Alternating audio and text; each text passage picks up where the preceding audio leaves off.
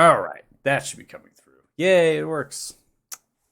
Windows updates. You gotta love them.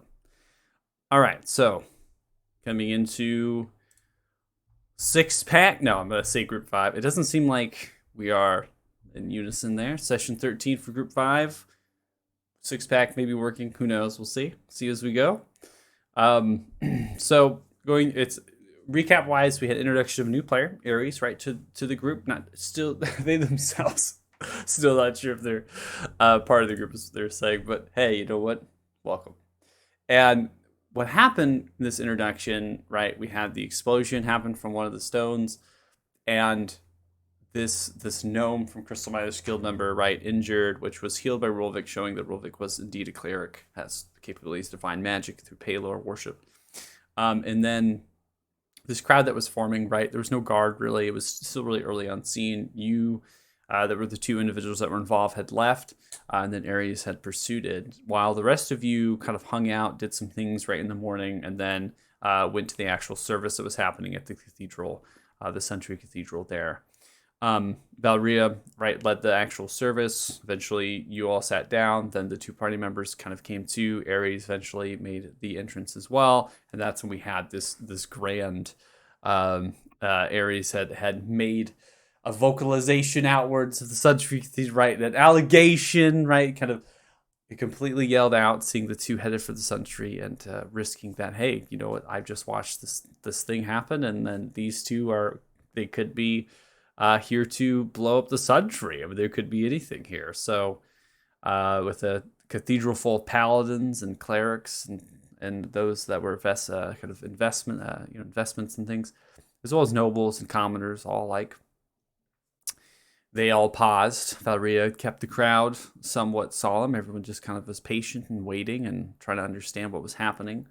And through that conversation and through all of that, eventually all sat down. Service went. Some of you had talked to the trees well prior to, and then a little bit kind of wondering after, but it all settled down. Ares went along with. One of the things that Valeria had mentioned was just speaking to the Lord that individuals had spoken with the Century, right? The Century had not been spoken with for some time. And that was something that is remarkable that individuals had spoken with it. So Valeria needed to bring that to the Lord's attention. But beyond that, there wasn't much that Valeria was going to communicate, even though there were some stories and tales of right of what you've done told. And Valeria was not going to just tell that, as what she said, but mentioned and pushed for it, motivated that hey, you should seek an audience with the Lord, and do not think that after I give this news of speaking with the Century that the Lord might not find you out and direct, send a messenger or a courier your way and try to fetch you to come here to court and speak with the Lord of what you've spoken about, and how you've done what you've done, and who you are, right? So one of the things that was brought up was investigation, right? The commander, Wrangler Uku, is investigating this commander, is in charge of investigating the missing persons, the disappearances. And they themselves like to drink at the Mountainside Tavern. They like mead in particular. This is their locale, their specific bar, if you will, in the Drift. This is where they like to go. Commander Wrangler Uku also has a couple potentially more things to offer, such as stories, right? So what was mentioned very briefly, and Valerie had mentioned, it was something that was kind of strewn in there, was the commander has seen war, particularly in the far south. They might have things to say, and they're very someone that does not like to speak very much, right? They're very, very crass, and they're immediate to the punch kind of thing. And so now you're seeing a little bit of a different side here from the commander, right? Drinking competitions is right up the commander's alley here. Commander Wrangler's, and the reward of Wrangler's victory was a punch in the face by Nereus. Seeing that one punch him in the face was something that he would enjoy. That's what he wanted. If you want something that's very simple, simple reward. And that's where we're going to go ahead and start, right? Just kind of punched across the face. and a lot of you drunk. None of you are unconscious, I would say, at this stage, just given that. But you're definitely, I would say, intoxicated and drunk, but not unconscious. And the mead just continuing to flow as Wrangler is continuing to drink, and Darius, you're there. I believe Tardan, I don't believe you drank, right? So you're still up. And or is it Indigo? I can't remember. It's Indigo. Indigo, yeah. So Tardan, you're out. And then, well, not out, but drunk. And then I think Indigo and Darius are the two, right? Two of you that are kind of non inebriated, right? You're still there. So I'm gonna get some SFX, some audio going here, and then we'll get started. It pays to ask to roll for the attack roll. Mm-hmm. I know, that's why. Well, I was telling that, but you were actually worded yet prior to this. I was telling that I had to give inspiration because you asked for the roll. You said, "What if I get a nat 20?" And then you asked for the roll to get the nat 20, and then you backed it up by getting a nat 20. Like, that is so good. So many levels. I mean, not like you have control over that, but I'll take it. There's always a chance. Yeah, doing something you didn't even want to do.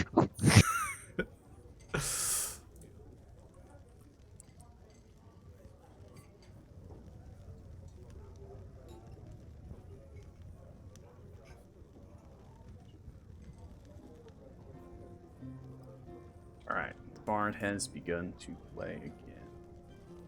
No longer death metal music. Wrangler more cheery at this point. Kind of holding onto the face just briefly.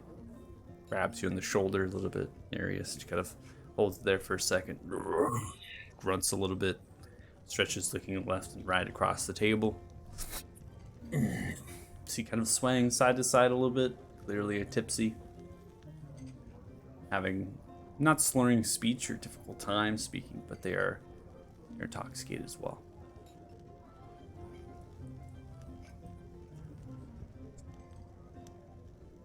That was good competition. And you strike well. Such. Looks at you up and down. An individual. It's like you've never fixed your hands. Seems like your knuckles have never bled. I do most things well.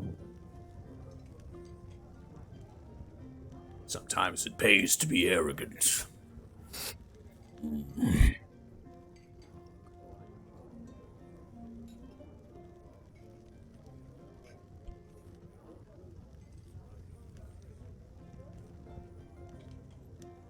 How's your investigation going?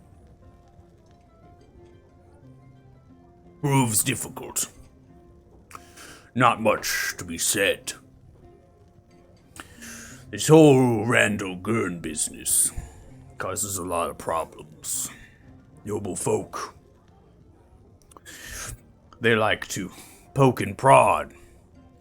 That the drift causes all sorts of riffraff and traders and all sorts of random folk to come here. And this is what caused the disturbances. So the nobles are pointing the finger, thinking that Randall had disappeared of their accord now. Prior to that, there hasn't been any noble ever taken.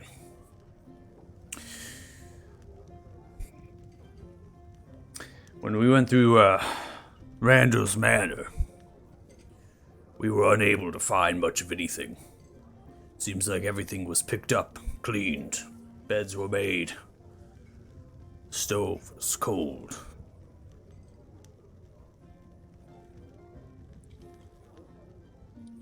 Manors, well, it's small, and it sat empty with many little things. Randall's only came here for business. Supposedly has property in Beholder.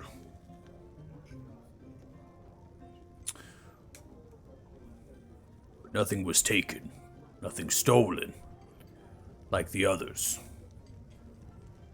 Many of them traders, adventurers, traveling folk. Their wagons, their cargo, all still there. They didn't even take the damn horses.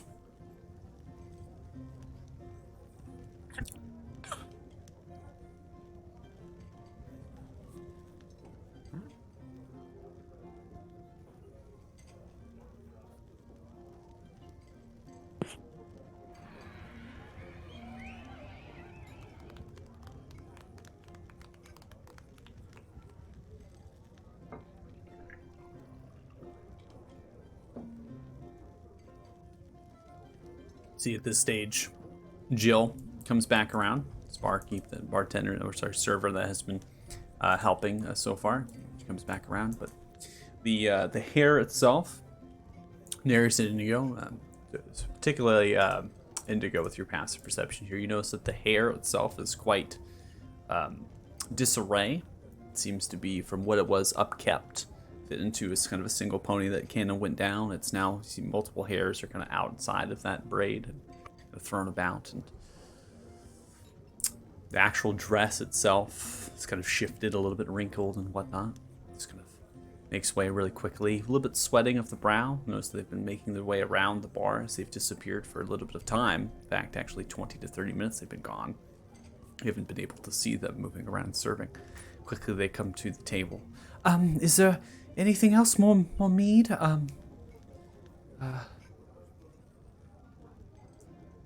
Rego looks up.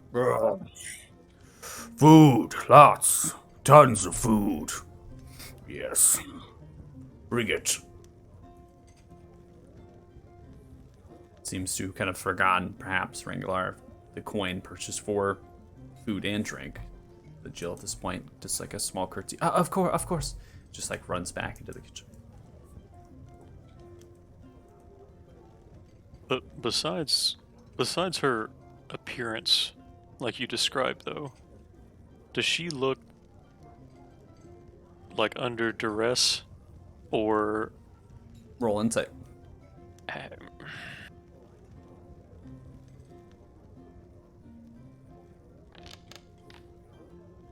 Oh, baby. Oh, first roll. She is flustered, not in distress. She's flustered, simply because she is catching up on time, and she is spent, perhaps, going away. Now, with your insight of a nat 20, you do know that there is another individual that is on the other table across from you, not directly to your north of the other table on the other side of that. There is a particular individual. This is a human, tall, 6'5", blackish curly hair, very Adam Driver-esque with the physique as well as the look and the face, and this kind of chiseled, clean face, and as well as these, I would say, hazel to kind of greenish eyes. Wearing a little bit of a maroon tunic that sits loosely kind of tied with kind of white laces that are undone at this stage, right, from the tunic, and it kind of comes, and there's actually the cufflinks have been pulled up to reveal that the hair on the forearm, many different rings, a couple different rings, I should say, many upon the hands, and then leather trousers of brown with a matching belt, and then boots that are metal studded. That individual had actually disappeared for the same amount of time. I can probably deduce what was going on. I'm just hoping that it was just two consensual adults just enjoying themselves. I will take mental note of that. Just sit quietly for a bit. Okay.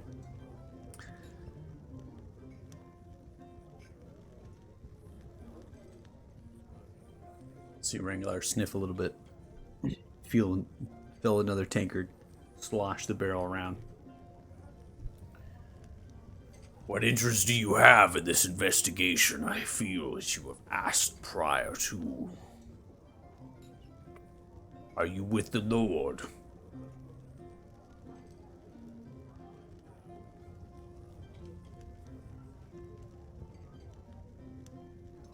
I kind of look to Nereus to see if he's going to say something, or if I should, because everybody else is in a a weakened state, I guess. See a little bit of drool start to come out of the side of Ares' mouth as he's passed out on the table at this point. Arden's sleeping on the floor, by the way. Goes it up. Indigo speaks for matters in that regard.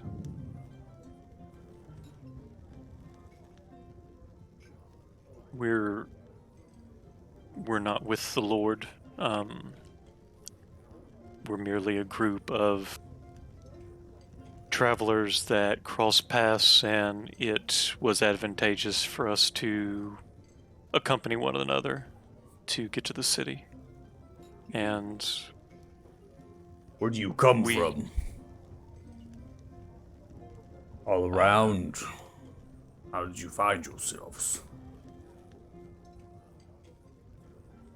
I believe our origins are from all over, even from other continents, not just this. But we were traveling on the sea.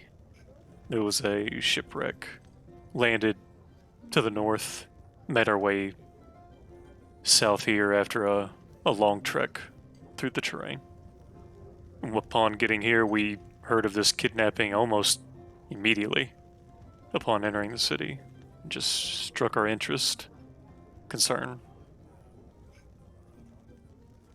See, told me when you last came here, or when you first came here. Appreciate the drink. And Jill now comes back, begins to lay down platters of different food, smoked meats, seems to be boar as well as venison laid out, just large slabs and hunks and multiple kind of 2 platters. Then there's assortment of small, tiny pies that are made of like fruit, vegetables, and other sorts of things that they've actually can put into a pie. And then there's loaves of bread. Since Jill's came back and forth at this point, sees Wrangler pulls out some coin from a leather pouch to the left side, lays in the hands. Thank you, Jill. I appreciate it. Jill does a small curtsy. Oh, you're welcome. Anything else, just holler. Begins to run towards the table. The individual indigo that we were just talking about, and begins to smile, leaning across the table as they begin to talk to each other. The other individual, which is a human as well, seems to be older. It's kind of brownish hair that's quite straight, the stubble, and they have kind of sunken features with very protruding cheekbones. They are talking to a dwarf on the other side of the table, and they're very intent in their conversations. They're kind of hunched down and talking to each other. Yes, good. Smacks you in the back, Jordan. Eat up. Soak in all that meat. You'll feel better, no worries.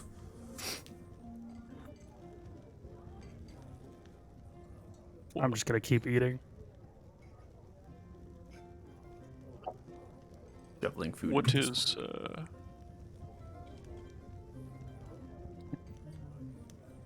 what is your opinion or affiliation to the Lord? I am not a noble by birth. My affiliation is my post. I am a soldier, put in as commander, Fort Frostbeard, to rehabilitate my wounds. If I ever see combat again, we'll see. I'm tasked to train soldiers, to prepare them to fight. Be picking fresh recruits from the Gore, Northern, Southern, as well as Yzma, farmers, folk. And even those half-orcs that pushed away from their clans.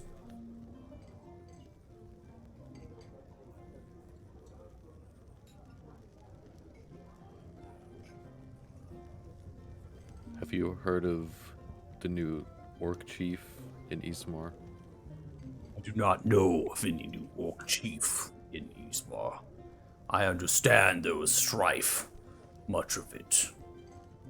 It's a great number of individuals that seek power over the foothills.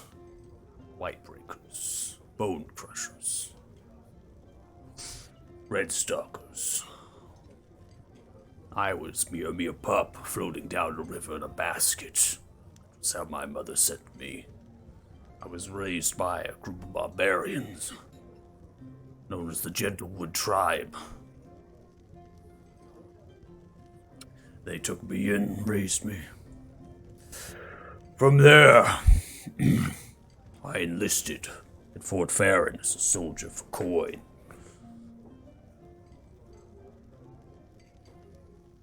Ever since I've been climbing rank, the Talthars, trading.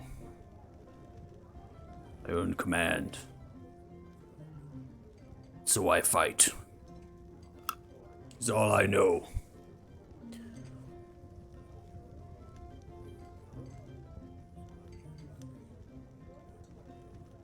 Have you been a part of battles far to the south, the war front, south of Mirlindar? Yes. I commanded the 4th Regiment, a conscripted regiment of soldiers, for several months. Until a red worm named Erithun decimated my soldiers.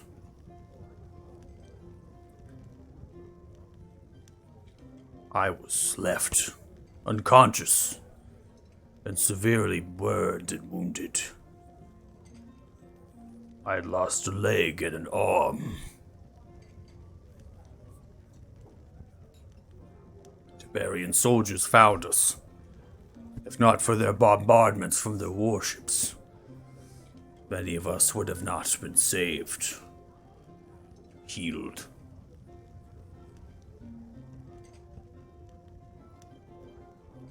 I spent many years down there. Then you know of the atrocities. I do.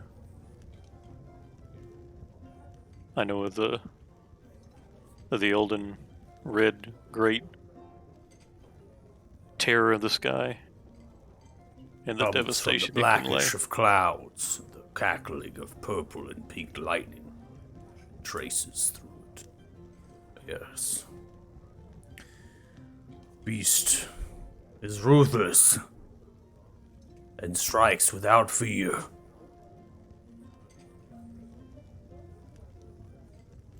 There's talk of another one, closer, different color, not as big.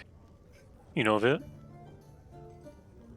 There is a dragon that has flown in the valley. Ithrin, the white dragon. It is my post that we must be on guard for its attack. It has grown quite furious itself. We do not send out patrols into the valley and ensure survival of the caravans because of it. It seems to be strategic and attacks our soldiers. Thema is well fortified. We are capable of bringing it down with our weaponry.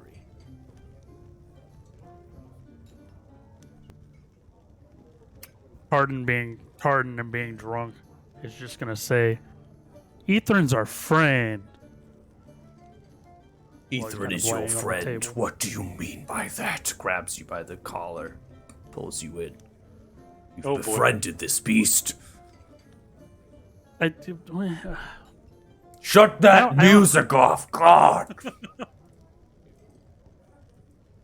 don't know how to explain it. I don't think he'll bother you anymore.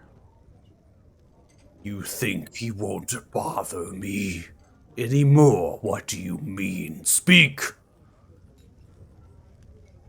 Have you ever heard the name Damodar? Let's go over your collar. Sinks back.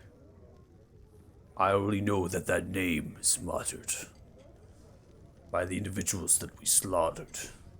Hobgoblins, calling themselves Vodir.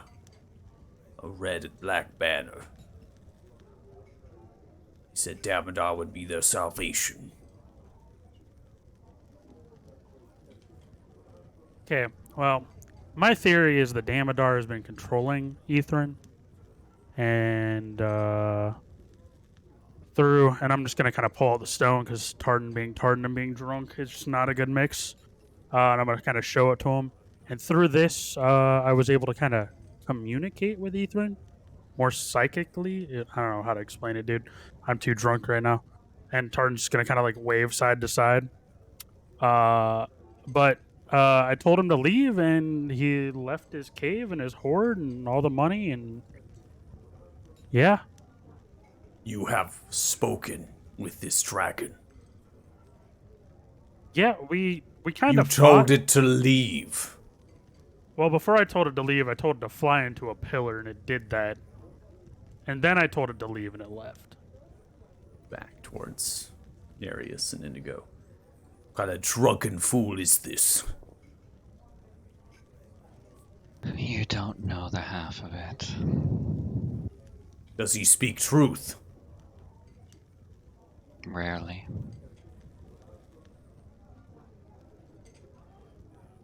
But this time he does. Stares at you, Indigo.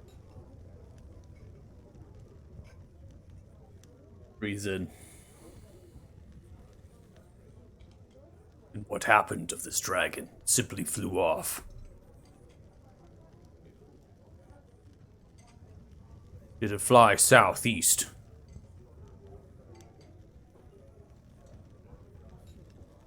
Did it fly southeast? You don't know. We was saw it how leave we the were in cavern. We didn't see anything. Yeah, it just go flew off. out the cavern, right? Okay. Why don't I ask? I'm just gonna take the stone and I'm gonna clench it really hard, and I'm gonna try to connect with Ethrin if I can. Okay. I'm going to continue to eat while I watch this happen. We are sorry. The dragon you're trying to reach is no longer in service. Goodbye. You try to reach out, and you need you to make an intelligence saving throw. At disadvantage. Drunk Tartan's the best Tartan. I'm just throwing that out there. Oh wait, disadvantage. So we'll take the lower one. Ugh. Oh, that was disadvantage. Okay. What you do, nothing comes to you. You're holding, kind of shaking it a little bit, kind of maybe smacking it on the table a little bit, trying to get to work. Maybe saying hello. Just nothing is happening. No voice, nothing, no vision, no. It's just not working. It's regular, just raising an eyebrow, looking at you. Are you fucking sick or something? Well, like, it's a lot. But you know, sometimes it works. Sometimes it doesn't. I think I might need more stones to match with this stone. And I'm gonna kind of like clap my hands together on the stone.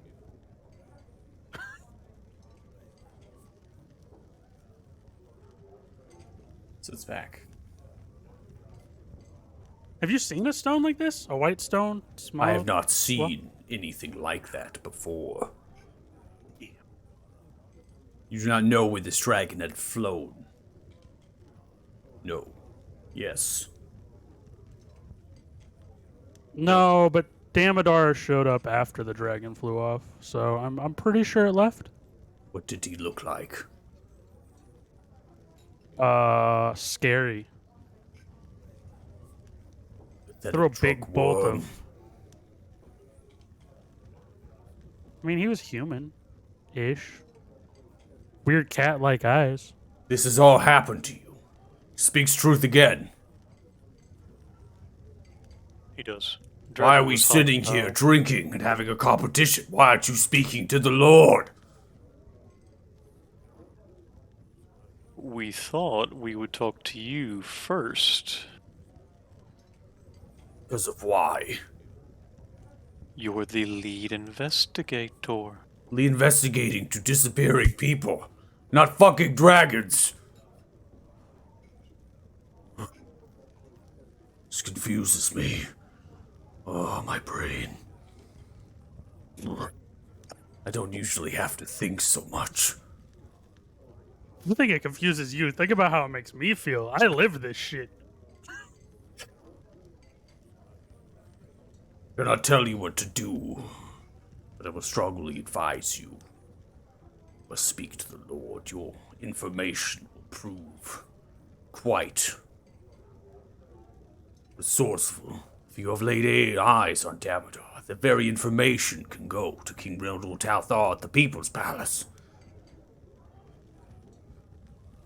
I'm gonna reach over and give Ares a tap on the shoulder and a shake just to see if I can get him to pop back up.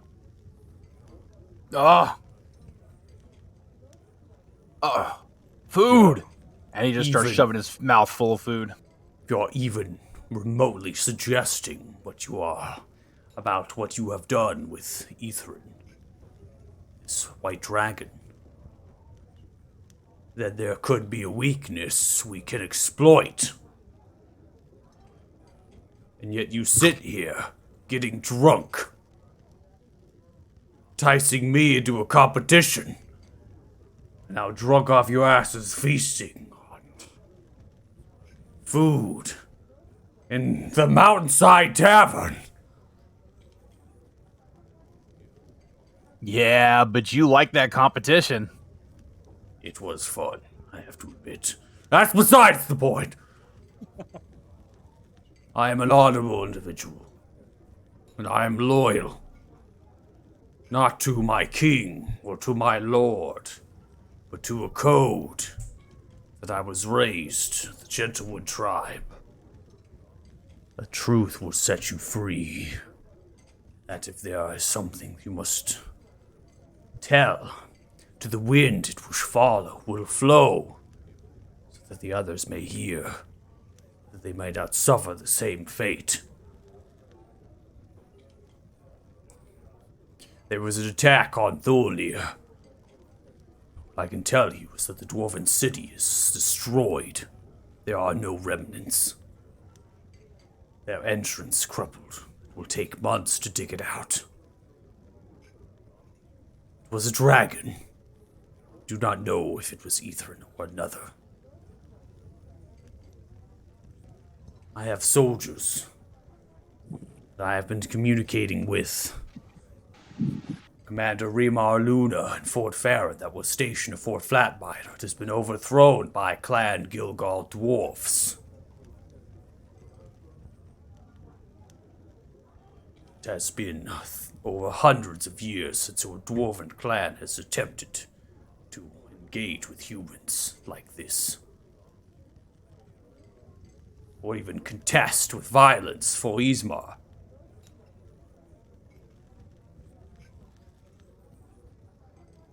Wait, but we just fought dwarves.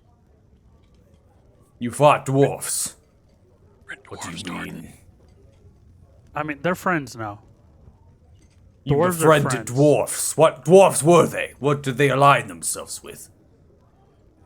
Dwarves are friends, and Tartan's just gonna go back to eating. My gosh. If I worship Halo, I would quote it. But in the great Owl of Oak, I swear to you, if you have information, you must speak it. Not to me, but to someone in power.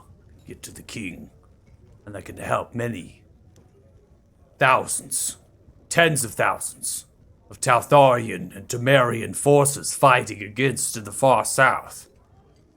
There is a weakness to dragons. We have an audience in the morning, first light. That's when we're gonna bring it up. Oh, you it to should come with. You want me to come? The more the merrier. It's a party, right? In the morning, no public court is being held.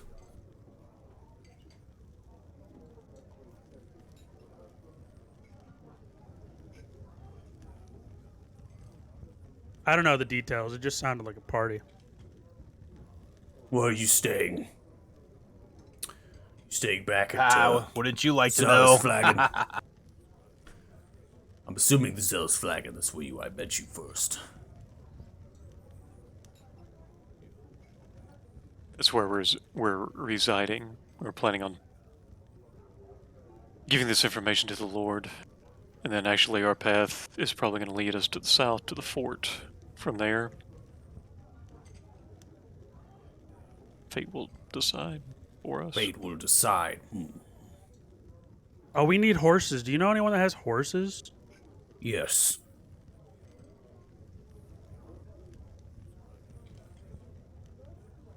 Can name? Oh, you want me to elaborate?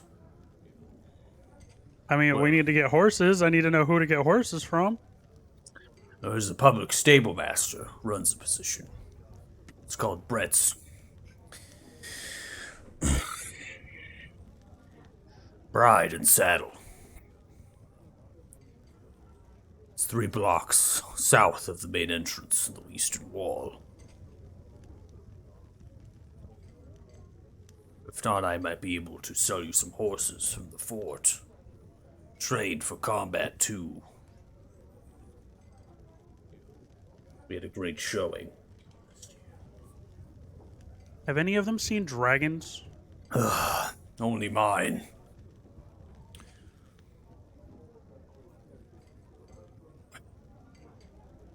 I pleaded with the monk healers to save my horse as well as me after I came conscious.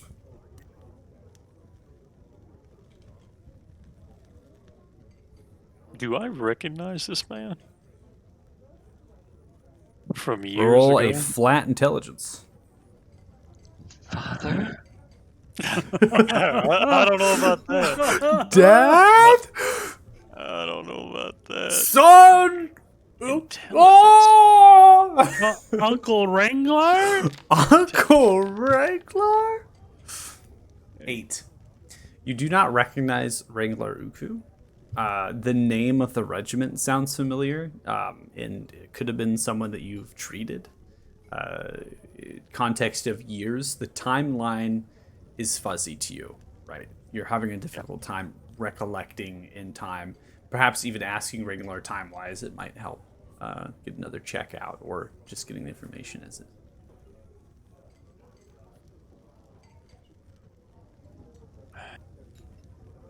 I was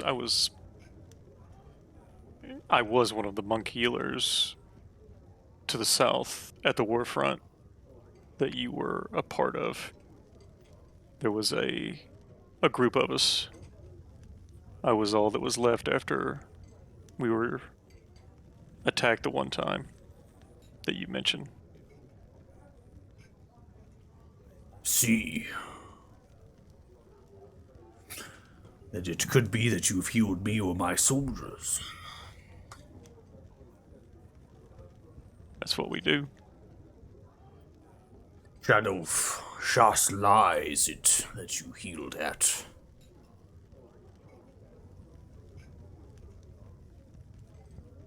What'd he say? Shadov Shaslai.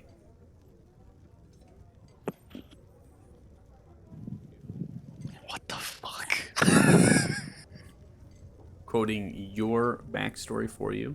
In the last 3 years, Indigo, Master Navi, and monks worked with Glenlar mages and Shadov Shaslai monks to stabilize your dead soldiers.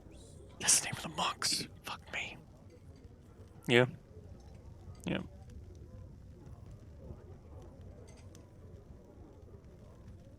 I would just look at him and be like, well, yeah, that's me. The healing would have taken place in that monastery. It's a massive monastery. It's huge. So that's... I'm grateful for your help then, and your people's help. Your healing hands did more than most. My master, she's still there to this day, as far as I know. And she continues the work. That is good. Orlando has and will not fall. Your master should be safe and will continue to heal and do great things.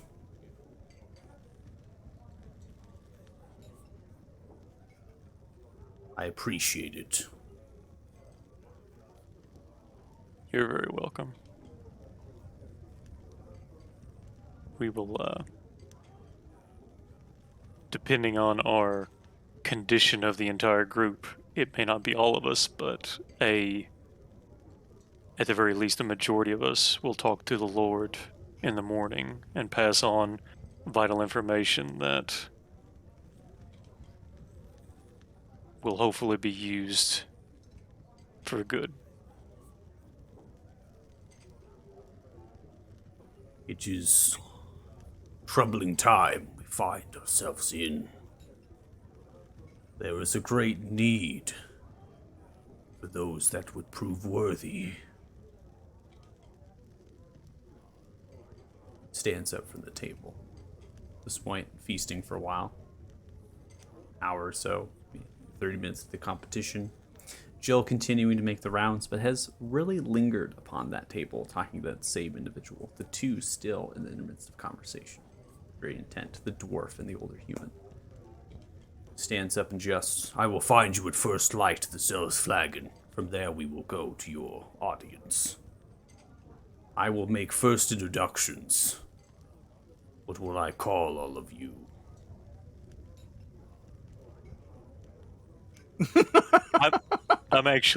I'm because everybody's passed out and Nereus is really the only one sober. I'm just going to tell him we haven't agreed on a name yet, but Agreement. no, but we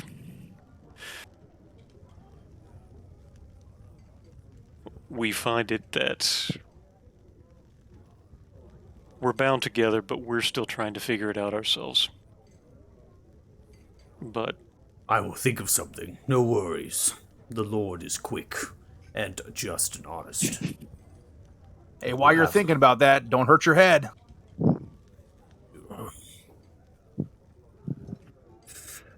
grunts, picks up a large slab of meat from the table and a loaf of bread. I must head to my post. We have evening training. Goodbye. in the morning, Goodbye, new friend. Walks out the Later. door. See, he walks Yes, sir. across the street, grabs onto a war horse with barding and all. Seems to be an Appaloosa horse as well, slightly larger than most. Gets on that and begins to. This is what you're seeing from the windows, right? Going across the street to the Stormy, and they have the little kind of stabled area. Grabs that horse, Appaloosa barding and everything, and begins to ride off, headed east down the road. as soon as he makes for the door, I just say, "Fuck me," to myself. The bar This is fun, guys. looks back to Brent. Can I play? Can I play? Yeah, you can play. Across the would go. I'm sorry, I'm having a hard time with your names right now, but you know him? It seemed like you knew him. And then I'll pass out. I will start to reply, but as soon as your head hits I'll just be like,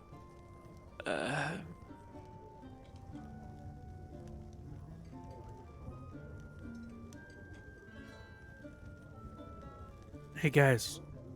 We made a friend. I didn't think we could make friends. I think he's a strong acquaintance at best. Tartan's just gonna frown looking at Indigo, like he's just had his favorite toy taken away. Or his flute. My flute's been taken away. Yeah. I don't even know why I'm asking, but if you consider that a friend, what do you consider us? Y'all are my best friends. And then Tartan's just gonna put his head down and go to sleep. Hearing all this, Ares will wake up and walk over to Nereus and look at him in the eyes. I think you're my friend now. And then I'll just collapse on the floor. Y'all are carrying us back to the Zealous flag. Believe it or not, Indigo, it's not the first person to look into my eyes and go weak in the knees. Surprisingly enough, you and I have a very small characteristic that we share. I think. Humility?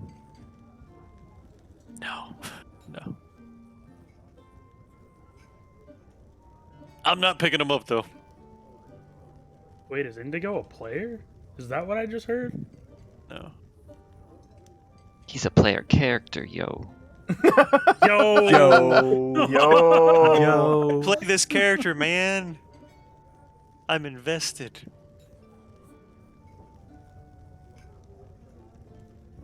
Dougal! I shake him.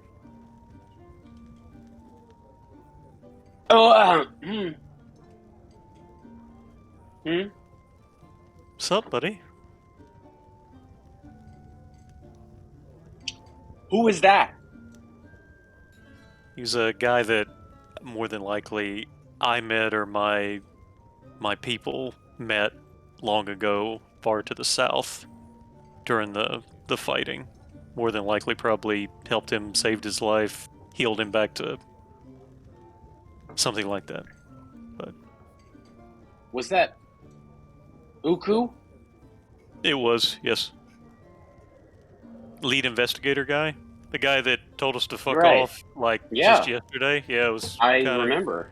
Yeah, it was definitely a 180 there, but yeah, you know. Oh, and you're saying that the two of you have history, potentially have history.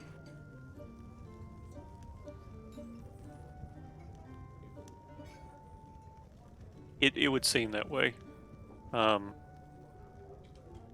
After being down there for so long, sometimes the days and the people and all the horrible stuff kind of blends together. You kind of lose Right. track of the faces. It's interesting. That's so he's going to accompany us He said that in he the could in the morning. Well, actually, see Tarden, and I'll glance over at the corpse of Tarden. He may be alive. He may not be. I'm not sure. I'm not in doctor mode right now. I'm assuming he's breathing. And Tarden invited him with us tomorrow, so he's planning to announce us to the Lord.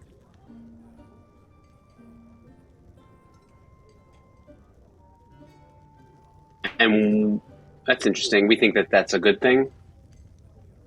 I don't know. Okay, I'm just wondering. Is this guy in good standing? He seemed like he's a man of honor, loyal to his post. Seems like he has a lot of commitment toward the duty and honor. I don't think that he would. He didn't seem like the type that would just go there to bash us verbally. I think he really, truly is just going to announce us.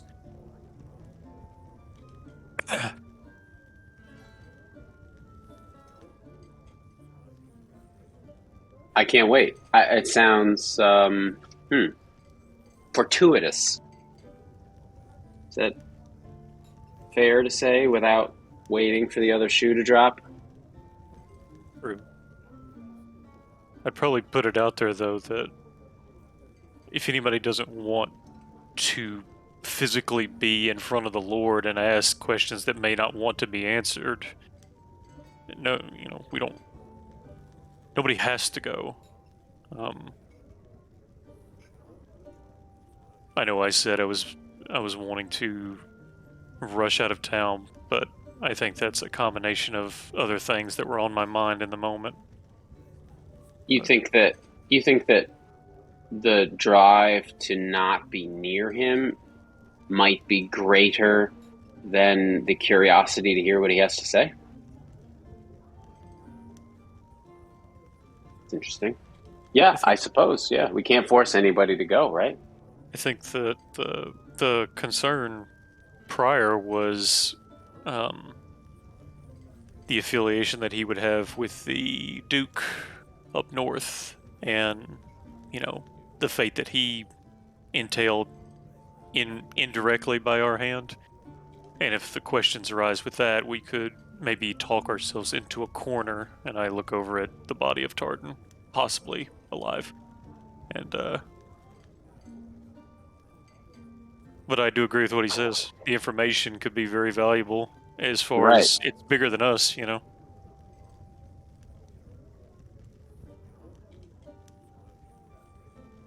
But we should get some sleep if that's what we're gonna do. Are we sleeping here again, by the way? This was expensive, right? This place was expensive. The Zealous Flagon was expensive, and you rented rooms for the night only. So you have been told Right.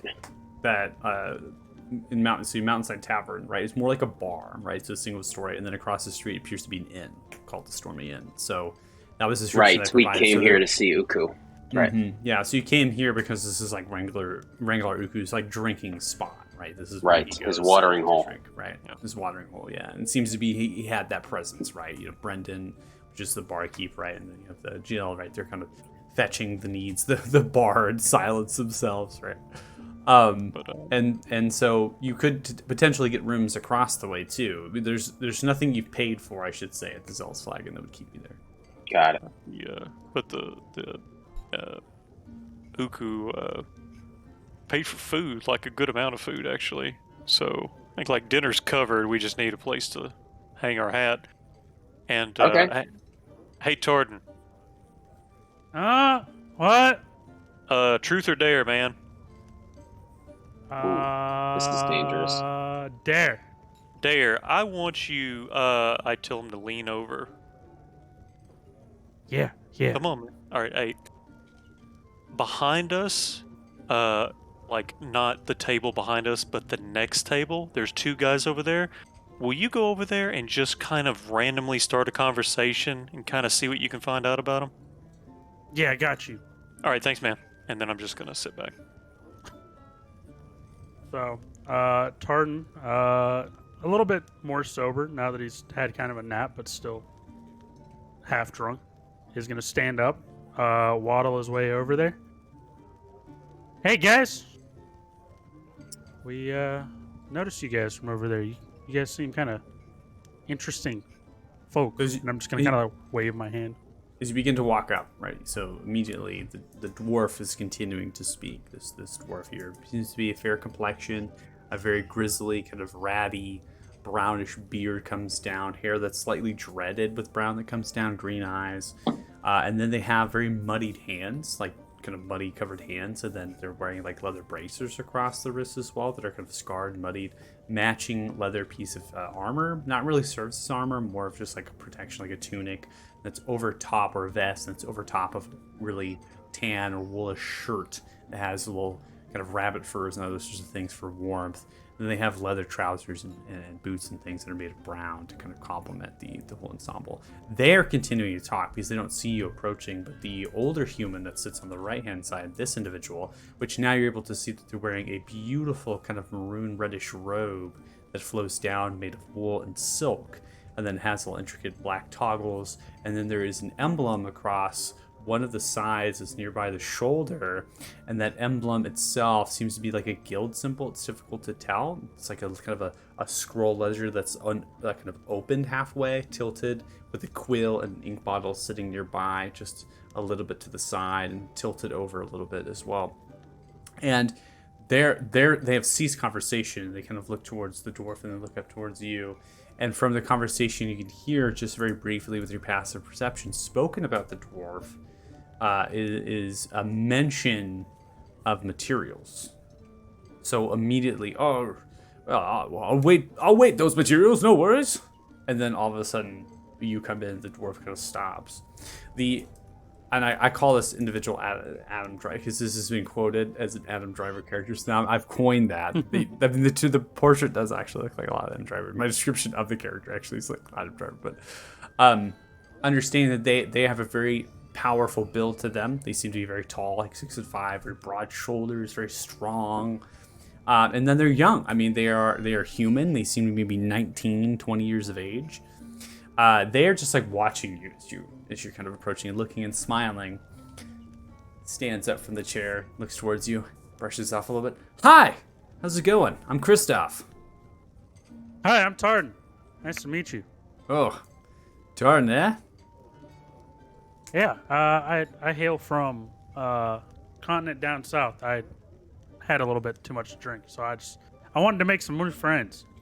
Oh, I see. Well, yeah, let's be friends, eh? Let's pats you on the back a little bit, takes you by the side. Let's go up to the bar, huh? Get a drink.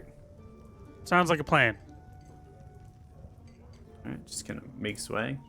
See people begin to shuffle down a little bit as he comes by and looks towards them, and one individual kind of shuffles over to the side, sits down.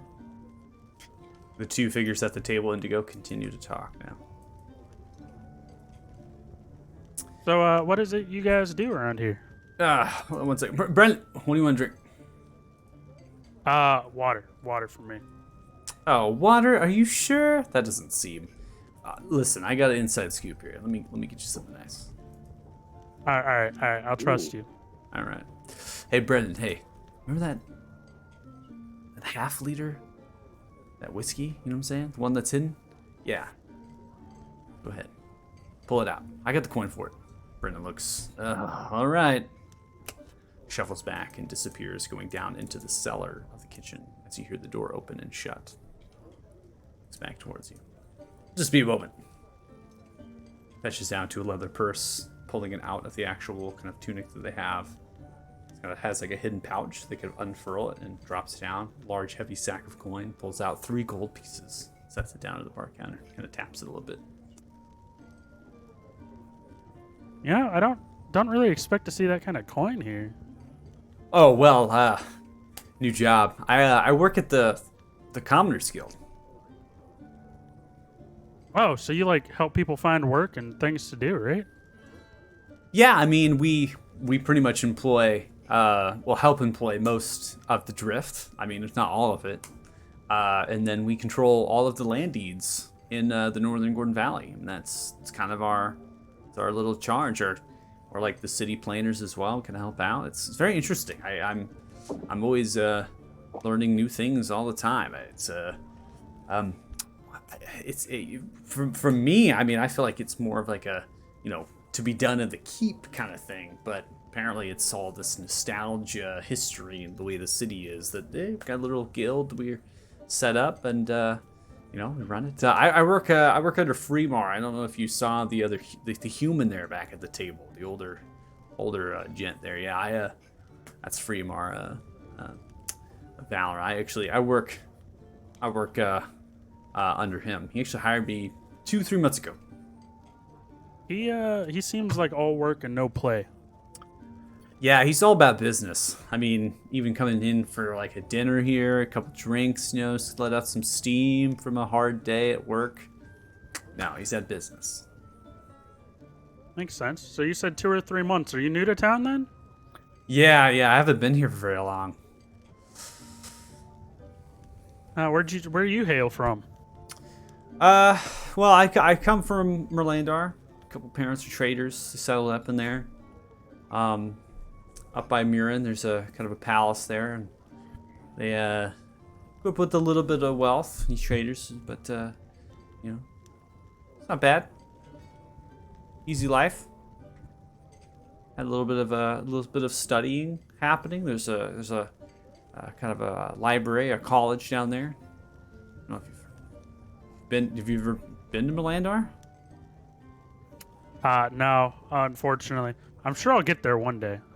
Traveling is kind of my hobby here. Oh. Traveling. Okay. Yeah, I mean, you did say you were far away. Makes sense. I'm going to lean in real close to him. So how has the disappearances been? Have people kind of stopped showing up for work, or how's that affecting the drift, Looks towards you, and Brennan comes back, sits down the whiskey bottle, 2 glasses, a pint size, sits down, pours it, leaves the bottle there, slides over the coin. I'll pay more depending how much we drink. Here, cheers. Cheers. Last when you drink it.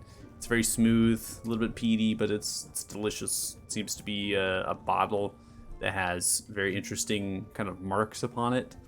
All written in common, stating the origin source, potentially from this place, is Picarius, southern kind of Gnomish kind of free city, kind of city states there, and then in the south of Picarius. So it's far away. It seems to be something that they know of and they brought out specifically to drink with you. Great every time. This is amazing. Yeah, I don't really know where it comes from, but I came in here. I was like, hey, I'm looking for something really nice to drink, and Brendan pulled this out for me. So that was nice. Disappearance. Well, obviously there's some trader. From what I've heard, it's mainly like traders, traveling kind of folk. I mean, for you, I'd be very afraid. I think someone else went missing not too long ago. Yeah, it sounded like, at least from what I understand, that it was a lower noble and it was causing issues with the drift and kind of the class society here. So I figured that may have some effect on you guys. Yeah, I mean, it has some effect. It's tough to say. I mean, there's this kind of like this like turmoil in the city. You got nobles. Well, I believe the last it was the nobles. So now you got nobles pointing the finger. It used to be that we were looking at the nobles like, help us. What are you doing? Do more. You know. Workforce wise, I mean, since it's been traders and traveling folk, you know, adventurers and things, it's been, I want to say, upwards of 30 or so people now. Oh, wow. Yeah, it's been a lot. It's been going on for a long time, like a long time. But none of them have been anybody like that is employed using us. You know what I'm saying? Like, everyone's really local, and those people haven't gone missing. So, it's just whoever's doing it, I guess, really, what's the word for it? Smart, maybe? And if I was going to take people and make people disappear, I feel like that would be the way to go, you know? People that are just not from here.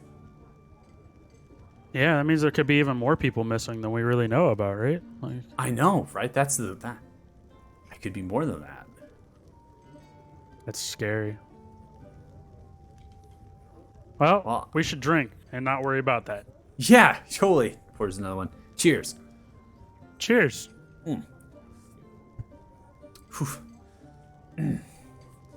Well, see the head kind of turning, looking around. Jill passes by the bartender, goes into the kitchen, stares and looks back to you. So you're looking for friends, huh? Yeah, I mean, you know, we've been here for about a day, so I'm always down to make some new friends. I like people, most of Well- the time anyway. Nice. Well, where are you staying? Stormy Inn across the way? No, we're actually staying. What's the one by the church? The Zealous Flagon. Oh yeah, I Zealous think that's Dragon? I think that's what it's called. I don't spend much time in the Holy District, so the Sun Tree ain't my thing. But it's for some people. That's fair. Religion is definitely an acquired taste. I don't like being told what to do myself, so it's a little hit or miss. Yeah, for me, anyways. Yeah, I grew up kind of a little bit of a rebellious youth, you know. I wouldn't say I was in trouble with the law or anything, but I definitely wasn't one to worship some deity. So, but yeah, people around here get quite fanatic about it. I mean, sure enough, I had a lady come in looking to buy a sublot. There's between the Merchant's Quarter and the Nobles District, there's a kind of a zoning thing there, and they're looking to buy a sublot. They wanted to put a whole altar into the grounds of their manor. They wanted to bulldoze a fine 2-story townhouse for no reason, Just to put an altar in. just to put an altar and worship Palor. Tell you what, fanatics. But each their own, I guess. If you got coin, you got coin. But we try to stay with the people. You know, we don't move people out if we don't need to. We don't try to destroy things we don't need to. So we sided with the common folk on that one. Well, that's good. That's we like to hear that. Oh yeah. I myself ran away from home, so I understand the rebellious youth. Oh, I get that. ran away from home, huh? Yeah, they wanted me to be this big fancy wizard. What? Who wants to study magic? There's coin to be had, women to be had, money to be made. Who Yeah, wants cheers to be a that. wizard? Yeah, pours another one. Cheers. Cheers. Ugh. Not one for scholarly pursuits either. I mean, I barely got to hang on any of the merchants, the planning and all the administration. I barely have a hang on it, but it's enough to earn some coin, you know? But yeah, studying magic. Oh, can you imagine if you're like a wizard, like Glinlar, Zoomfear? I mean, whew, you spend years and years and years of your life. It's just like time wasted. It truly is, and especially like, you know, I have hundreds of years that I can, you know, I can do that later. I don't need to do that right now. Why do I have to be in a rush? Hundreds of years, yeah. Yeah. I got it. I don't have that nearly that amount of time, but yeah, I got you there. See, they're getting a little bit drunk at this point. You as well are getting further and further. You're gonna need a con save here, continue to drink with this individual. Now, going back to the other table, so you all are kind of watched it start to disappear. It is gone for, 15 minutes to half an hour of conversation. Has been encouraging at the bar counter here. Tarn, you're able to maintain your composure. The actual dwarf has stood up now at this point. Begins to fondle, kind of waddle off. Seems to be very pot-bellied base now. From the underneath the table, seems to be quite heavy set as well. It's kind of waddling out and begins to leave the tavern, headed in the western direction after departing.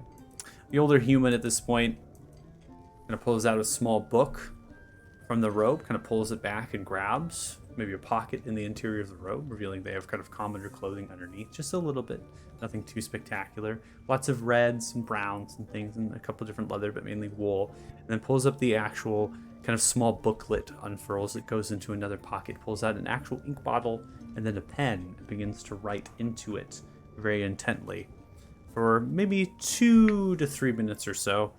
Closes it down, looks up around, kind of stands up from the table, sidesteps a little bit, looking away from the bathrooms in the northern side, kind of chuckles, shakes the head, begins to walk off, headed for the double-end door, and then disappears, headed in the eastern direction after leaving.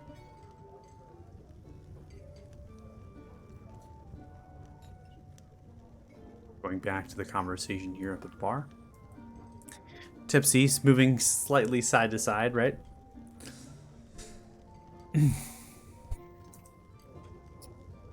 Well, it was great meeting you, Christoph. My friends and I, as I said, we're travelers. I think we're headed to Fort Farron here soon. So if you guys need any cargo ran that way, or any supplies or anything that you guys are doing business down there, maybe I should swing by the Commoners Guild and see if we can help you all out. Yeah, do you think? Maybe, yeah. If you want to swing by the Commoners Guild, help us out, it'd be great. I don't see any problem with that. Yeah, I'll see what I can do, but I think for now I need to go back to them before they disappear. They have a habit of disappearing. Oh, yeah. Tell you. Oh, hey, you know what? In the drift, get lost anywhere. Pats you on the shoulder, stands up, moves a little bit around. See Jill slowly pass by from the kitchen headed south, looks in the way. I'll catch up with you, alright? And I'll see you at the Commoners Guild if you make way, alright? Yeah, sounds good, Christoph. I appreciate it. And I'm just gonna kind of give him a hug, like a drunken hug, and pats you on the shoulder Yeah. and back a little bit, giving you the bro hug, and just kind of sidesteps around and continues the eyes towards the kitchen, passes around the bar, slowly looking for Brendan as Brendan's back is turned, and then disappears into the kitchen.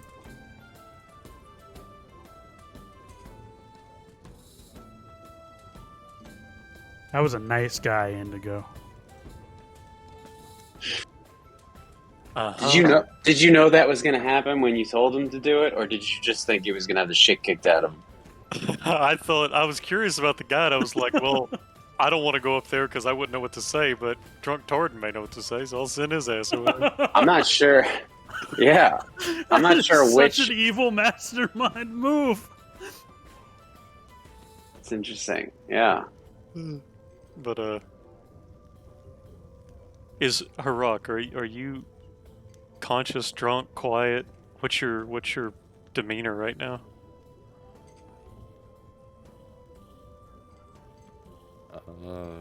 I'm here. Conscious. The answer is conscious. He's Harak.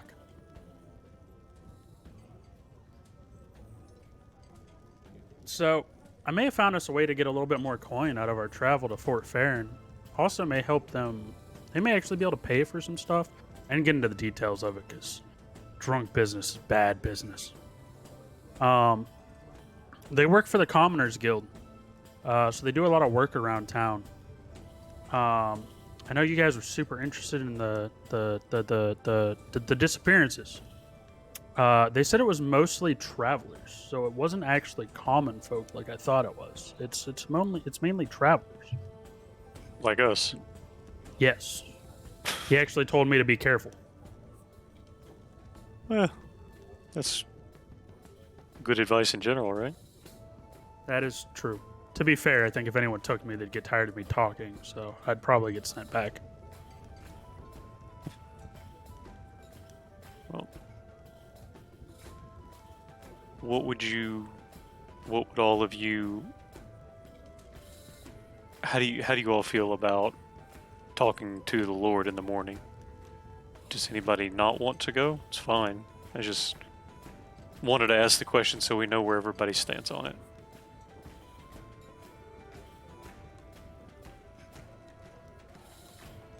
You know my thoughts on talking to the Lord, Indigo. But if you're going to, I'd rather be there to witness the disaster firsthand.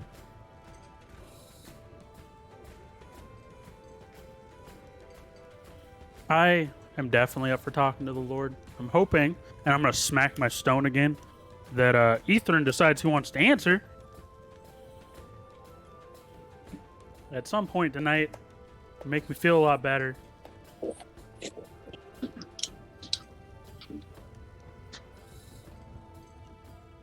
Actually, I'm gonna go. Hold that thought. Carry on. I have an idea.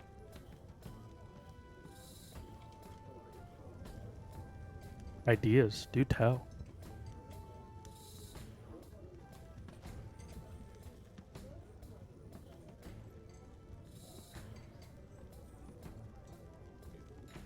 Hey, Nereus, what'd you do to the new guy? Why is he on the floor?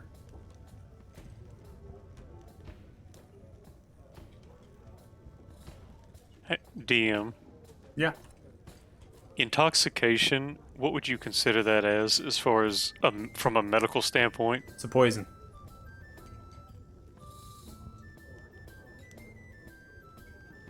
Okay. So then I'm gonna go around and I'm going to grab Ares, pick him up off the ground, and I am going to Hand of Healing him and cure him of his intoxication. Okay. All right. You are That cured happens. instantly. Yeah. When that happens, I'll look around and I'll realize I'm next to Nereus. Like, how in the hell did I get over here? And I will run all the way back around the table away from Nereus. And like, oh, there's food. Oh, there's not much food left, but I'm gonna take some food and eat now. What happened? Did we win? We I think we won in a way. We lost. I had to punch him, and you said we're friends. All in all, not a great night. Hold on a second. I called you my friend? I'll kind of just lazily gesture in Indigo's direction to confirm that that was indeed said. I look at Ares and I say, it was actually really moving. I wasn't expecting it, but it was quite lovely. Okay, so look. Told you guys I've drank before, and I have. I promise. I don't know what kind of ale this is. Okay, I'm not gonna lie to you. Every time I drink, I pretty much get blackout drunk. All right, so we'll just go with that and chalk it up to a mistake. I'm not sure I said he's my friend or not, but I guess I'll believe it for now. But it was the beer talking. Let's be honest. That actually makes me feel much better. Thank you. Makes me feel better too. So what happened? You guys drank and got really drunk, once he started drinking, he started to talk a little bit more. He's fought down south at the war front. He knows about the disappearances. He's going to introduce us and announce us to the Lord in the morning. And then from there, I guess we'll have a conversation with him and see what comes of that. Hopefully something good. So I guess then we are staying to meet the Lord in the morning.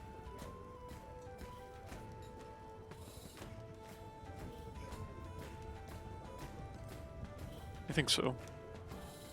But I think also the plan was, unless he says something that changes our plan, we were all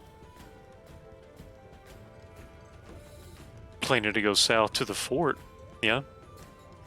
By a means of transportation and move on.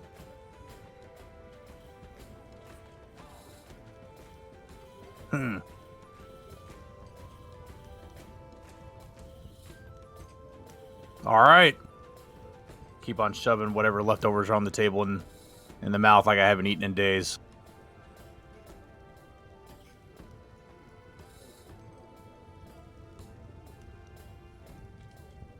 Okay, well, Did we make way to the beds? We're still at the table, Tarden.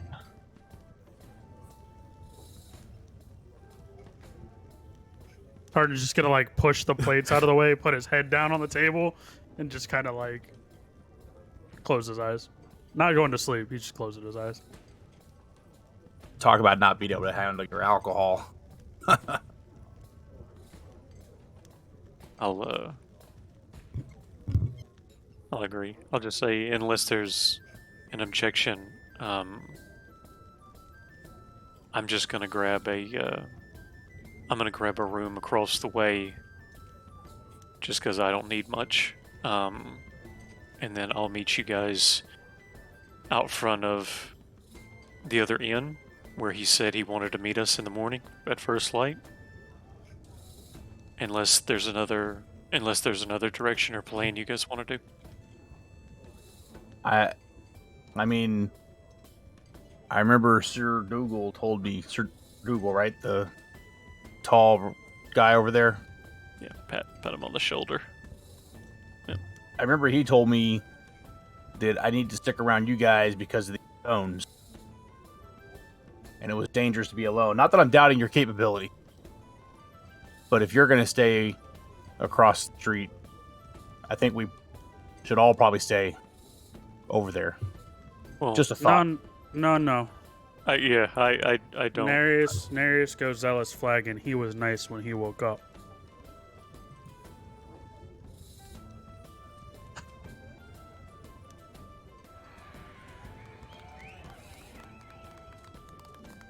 What time is it? 07? So, Well, I will not be nice, Tarden, if I'm getting up at first light. And That's why we go now. He will stand up. I'm going to retire, as wonderful as this company is. And I'll just start heading out. Okay. So you're heading back to the Zealous Flagon. Yeah, he's just gonna go back to his Elsflagon and to his Okay. yeah, I'm gonna go to the door, but I'm gonna look to everybody still at the table, including Ares, even though we just met him today, and say, I'm staying across the. I'm gonna see if I can get a room across the street. Anybody's welcome to join me.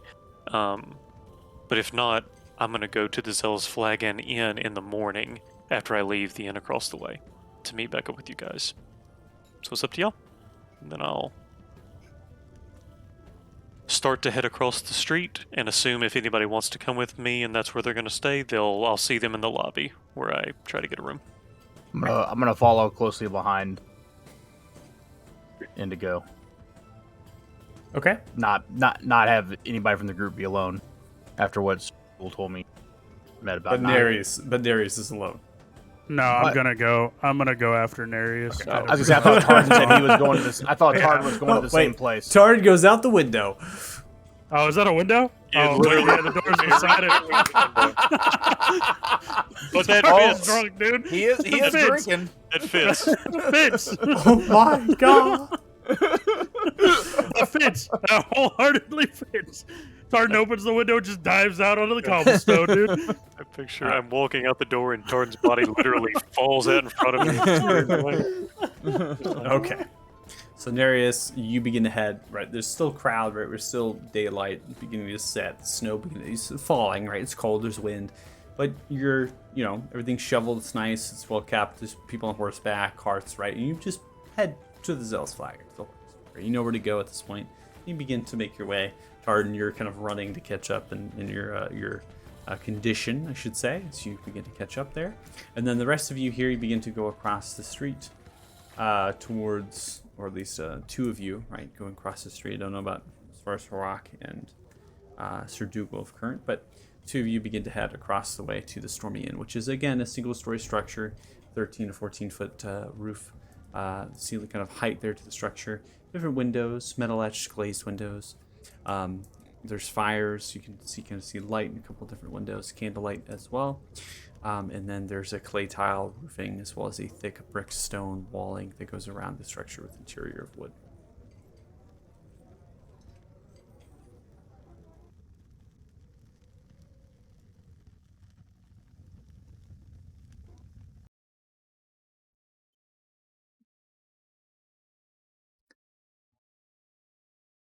So as you both begin to walk into this particular establishment, immediately you're seeing kind of a common or entry, kind of a foyer of sorts. It's very plain, just not a lot of artwork, just not a lot of things around on the walls. Maybe a couple of trinkets, a couple vases, some flowers that have been gathered but have now kind of wilted down, and they've been kind of sustained, it looks like. There are two wardrobes. There's also shelving that has backpacks underneath the wardrobes, potentially for coats and other things. There's a kind of a desk, wood. It's low stature, as a gnome sits currently behind it. Booklets and other things are upon it. Ink pen, quill. There's also bits and pieces of food, bread, and also a lantern can be hung up and things behind it. A shelving for books and storage of sorts. And then there's a kind of a rung or a carpet that's been dirtied, muddied. Hallway leads off to the east here. Another door to the west, another door to the south. So again, you're kind of in a common space. Immediately, this gnome props themselves up. It's a small and nimble female forest gnome, reddish unbraided long hair, eyes are pale green, wears a yellow sundress with white boots.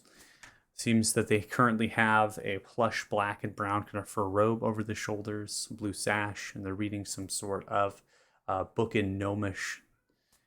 It's a very small kind of book, maybe 60 or so pages. Stands up and, can I take your coats? I actually do not have a coat. Oh. But Anything that we I can were- take? Backpack, perhaps? Welcome to the Stormy Inn. My name is Strella Fogorn.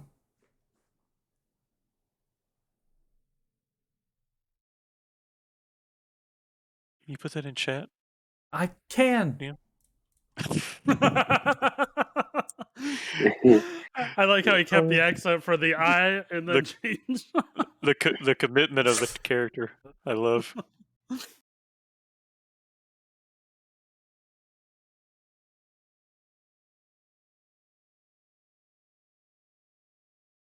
Stretta, we were wondering if you had any rooms and lodging available for the evening. I do. I have rooms and lodgings. I have 3 types of rooms. I have a common room for 8 copper a night. I have a merchant room for 2 silver pieces. I think I have 2 merchant rooms available right now. I have numerous common rooms. And then I have suites, and those are 5 silver pieces a night. And with those, they're quite nice. You get your own bathroom and your own wash tub. And glad to make a bath for you. If not, the merchant rooms have their own bathrooms, not their own washing. There's a common, begins to point to this door right here. Common bathroom and washing there. more than welcome to make a bath for you if you need. How many beds are in the suite? Just one, Queen. We don't get a whole lot of people coming in here. Like folk making pilgrimage. Mainly just trader folk. It's okay. Well, I would like I would just like to take the chiefest room, one for myself, please. Okay, common room. Here, key. Says to you. Room number 1. It's a kind of Roddenberry key with a indentation of a 1 with wood made out of wood at the center of it. Just down the hallway there. First door past the bathroom on the right. I will And give oh, the- I'm sorry. No, you're fine. I was gonna say same for me, please. Nothing fancy. Just need a room to stay in. All right. Well, the adjacent one's open. So room 2. There you are. And then I can make a bath for you in the common wash area. Well, if you don't need one, that's fine too. No worries. And then that'll be paying together, separate. Separate. Paying together, please. Oh, you Oh, okay? No, please allow me. All right. Oh, well. 16 copper then.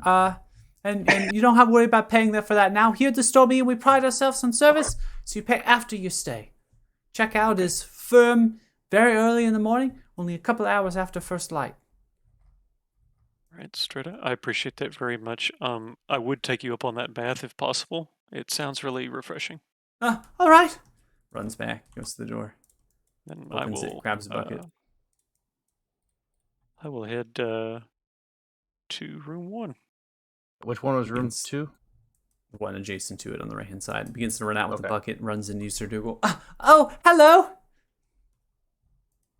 I believe there's one more. We have one more coming, and I point behind me. But I'll take whatever room is next available. I don't have a coat. Oh, well, like I said, do I you, have... sits down the bucket, turns a little booklet around. Well, let's see, they took this room. I forgot to ask their names.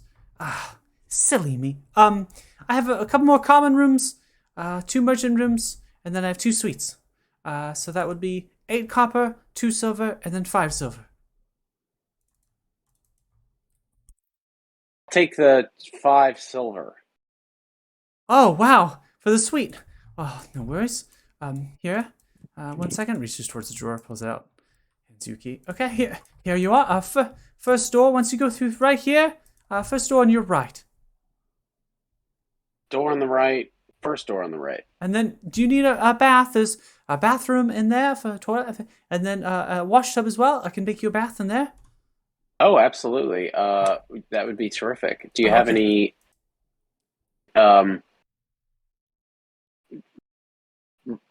meal service? Oh, well, I can run across the way, get food from Brendan. We're good friends.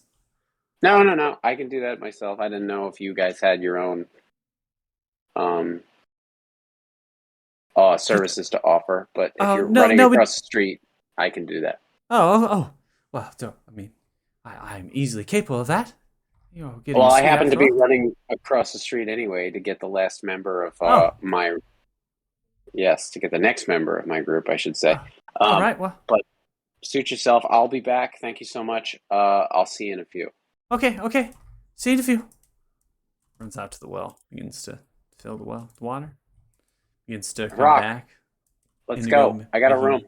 Heating the water up somewhere else. You see the bucket of water sloshing around, disappears down the hallway, and then comes back. The water's now hot, begins to pour in the tub. Does that for a good 8 minutes or so, whatnot. And then is now going to be attending to Sir Dougal's room at this point. So Stella's just running around. So Sir Dougal, you go back to the tavern. Harak's still there. Harak, what are you doing? I was doing the same thing as Nereus. Oh, so you're going to the Zilsflagon. Yeah. Okay. So Sir Dougal, no reason to go back. Rock's Okay. out there. In that case, I grab a little more of the vegetable chutney and head back to to the vegetarian option, and then head back to the I to got my you. to my suite. Sure. Okay. My sweet worries. suite. I'm gonna move you real quick. There you This is the suite. go. No, here, right there. This is it. That's it. Oh, actually, this isn't so bad. Yeah. I thought that was Got a- it. The first. You have a one. fire. You get your own fireplace there, fresh wood, baskets, a wardrobe, chest underneath the bed, 2 nightstands. So it's just a shelf over here, and then there is a door here that leads to a toilet, and then a door over here that leads to a wash tub. It's currently being filled by Strella right now after hanging the pot upon the fireplace, heating it up, and is in your room currently heating up the water and is making way for the bathtub. Are you in need for any perfumes or oils? Absolutely. What do you Oh. do? You have what do you have? Looks at you. For a Herringon, I can figure something out. Maybe Little powder fresh. yes, Vanilla. right. Linen, some- fresh linen scent, or meadow, something Have- meadow. Perhaps something from the Feywild, yeah? So, oh, really? You have the imports? You have the nice stuff? No, I've got some things I can work up. Not every time I get a Herringon in here. I'd be shocked if you got, something from home would be delicious. Absolutely. All right. Comes back, filling the tub. Runs to you, hands you a small glass-looking vial. The cork kind of uncorks it, looks towards you. says, Dump it "Smells." right in. Dumps it in. It smells very particular to a wildflower that grows in the autumn vale. Kind of fills the Oh. fragrance of this licorice, kind of almost raspberry type scent, and kind of pours it in. Sets it down there upon a small shelf that overhangs over the tub. Well, you have at it. And just, I don't normally bathe individuals, but I could scrub you down if you like. That's kind of common Oh. sometimes. Absolutely. All right. I didn't know that was an option. Go get my brushes. Well, you've got the suite. Comes in. Begins to bathe you. I'm getting a bath. Will look great. Where'd you come from? The tavern. What do you mean? No, I. Across the silly. street. Where? I haven't seen a Herringon in a long time. Where do you come from? Oh, I see. Yeah, you hit the nose on the head, my friend. The Autumn Vale, absolutely. I'm from the Feywild. I'm from the Autumn Vale. This scented oil couldn't be more appropriate. Well, I got it off an elf named Paxida in Fort Farron. She sells some things like this, and it reminded me of common people that I used to. I'm from Jinrula. I don't know if you know where that is. I'm afraid not. I don't actually know much. No, not a lot of people do. It's all right. It's a gnomish village. It's kind of on the bluff, overseas, Cedric Bay, just to the southwest of the marshes of Unveiling, right on the edge. That sounds charming, really. You mentioned it's across from the marshes. Are you familiar with the marshes? Have you Oh, been yeah. there before? Oh, Really? many You times. are familiar. Mm-hmm. I used to What forge. kind of? How did it get its name? Do you know what does its name really refer to? Well, not a lot of individuals know. I learned a great many things from my mum, and then Porig, always called the headmaster Porig, occupied a great tower in Jinrala, taught me a couple of things with magic, and I helped forage and find things in the marshes that Porig needed. Always held themselves in the tower, never came down. From what Porig says, it used to be called the Redwoods.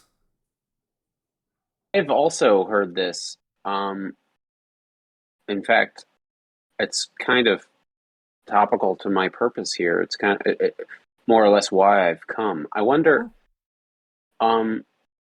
the coincidence that must be that you be familiar with the place to which I'm headed. Is this a frequent Is this a populous place? Are there a lot of people from there? What do you mean? I mean, for me to stumble upon you, a person that would know almost intimately the particular place that I am destined to travel to, seems far too great a consequence to overlook. Um, are there many people from there? You are one of many, or is it a rural place? This Jinrula. We don't get many outsiders. General, we're all refugees now. We were attacked by undead. Marshes are riddled with them. It's always From the marshes. Oh, of course, yes. I grew up with undead in the marshes. They kept to themselves, never attacked Jinrala, but Porig had gone missing, and a couple years later they came in, very intent. Many of us died. Yes, many of us died, and if it hadn't been for the Evereye, the Rangers, they got us out of there, and they helped us get through the marshes and brought us to Fort Farron. And we stayed with a number of folks there, and I managed to stay with Paxina. She was great. And then I had a lot of coin, and from my magic and forging apothecary type background, and well, I started working here. Started to get further away, settle down, and worked with Fremar and helped purchase it when the past owner died from old age. Are you still familiar with any contacts in Fort Farron? Well, Paxine is still there, and the commander there was quite nice, Commander Raymar Aluna, and then there was a priest there that worked with the commander, really helped settle us in, and gave us lots of food and supplies. Priest Dumley Goldbelly was the name. Say that one more time. Priest Dumley Goldbelly.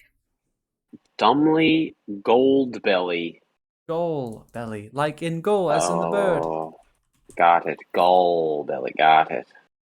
Really? And the priest, Priest Goldbelly, are they a priest? Is he rather a priest? He is a priest of a particular faith?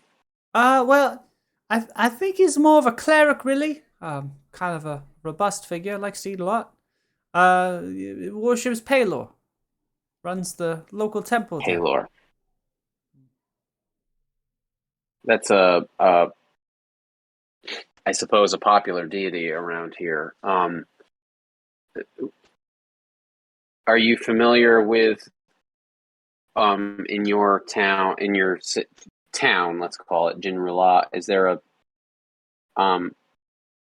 a faith there apart from Palor? Well, not necessarily. We gnomes try to maybe really stick to the arcane. I mean, not really need. We talented as folk, but there are some that really praise Feywild deities. Some that have background with there, but not too many folks. No, nothing that would rival the way that in here with the Palor and the monastic traditions. Nothing like that. There are some that still keep with Feywild traditions in Jinrila, really? Yes, yes. Well, like me, all of the individuals my age, we don't really know much about anything. I know that Porig and my mom, they both were educators at a place called Felgim. It was on the Isle of the Blessed. It used to be a wizarding school, as far as I know, but they don't talk about it much. But yes, they gnomes and halflings on Arthuria, at least, we're known as Fey folk to a lot. They know history-wise. We're natives here, really. This is intriguing. If I used your name, not that I mean to without your permission, of course, but if I used your name, would it, do you think, buy me curry favor or distrust? What do you mean? If I went to see Commander Raylor Luna or Priest Dumley Gullbelly in Fort Farron, and I said that I was sent their way by Strella Forgorn, would that make me more or less welcome, do you think? Oh, well, How'd you leave? more than welcome. If the commander remembers me, that would be, I suppose, Priest Dumley. I'm very low on the registrar, I would imagine. I don't think I'd be one that'd be quite recognizable, but you can certainly use my name. You may also just say refugees of Genrelon, maybe that will carry more weight, I imagine. Say, you have weapons with you? You said you had a quest? What was... I absolutely do have weapons with me. I will pull out a shield, a rapier, and You're a... in the bathtub right now. I will point to a shield and a rapier, and I bathe with my weapons. In fact, some soapy water does steal really well.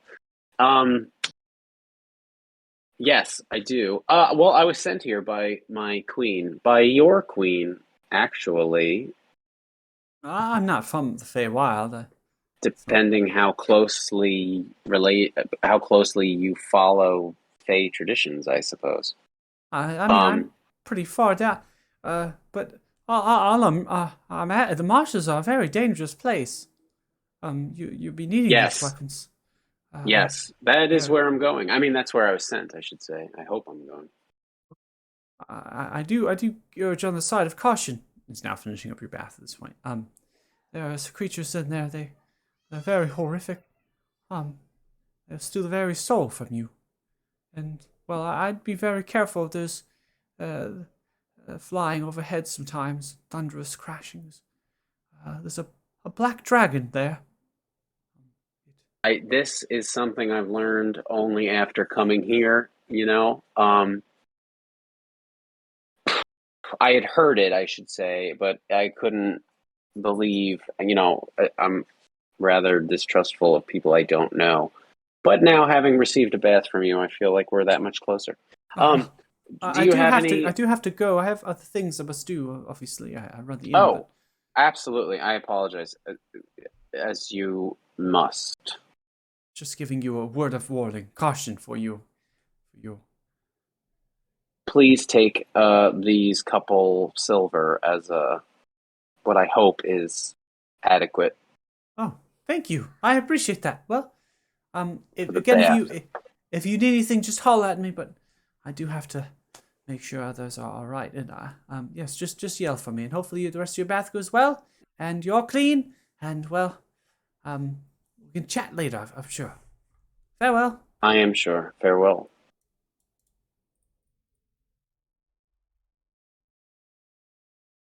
Parts. So the stage, Indigo, the bath's been made, soap and things are there, but nothing like perfumes or oils or anything provided to you. Kind of just getting in, getting clean, getting out. Shuffling outside, Sussing Strella's kind of going up and down the hallway and whatnot. The stage seems like kind of things are kind of progressing through. Now, for you all at the Zealous Flagon, we don't necessarily need to roleplay that per se. The rooms themselves, you just have to pay for them when you get over there. The three of you. So sounds like you're kind of splitting in half here. Just to remind you, as far as the rooms they were charging were 5 gold pieces each per night was the coin for those rooms there. So when you come back, you're able to speak to Master Talvis Vero, right? Get the rooms booked in order. The crowd, the clientele really hasn't changed. People are kind of finishing their meals and departing, so the actual tavern itself is quite empty. The Holy District is a bustle with refugees and other sorts of folk that are currently there. And there are horses stabled here. There's also people pitching up kind of tents even closer now to the Zealous Flagon and upon the road, as well as the sidewalk and things. So the actual encampment itself from the courtyard of the Century Cathedral is growing at this stage. From the bricked and the kind of that cobbled, kind of fine cobbled granite road, and then the bricked sidewalk, if you will. And so it's kind of passing over. And the talk between Andrew and Master Talvis when you come in is simply put, of potentially getting rations from the back and other sorts of food that they have left over that they're potentially going to throw out because it's not fine to serve to their customers, that Andrew would go out and give those to the people. And so even in this establishment, as fine as it is, gathering the coin from the travelers and other people who make pilgrimage here, right? Maybe some of the finer nobles as well, they're coming and they're staying here and whatnot, is willing to be generous in that regard, giving away the food that they're not going to be using.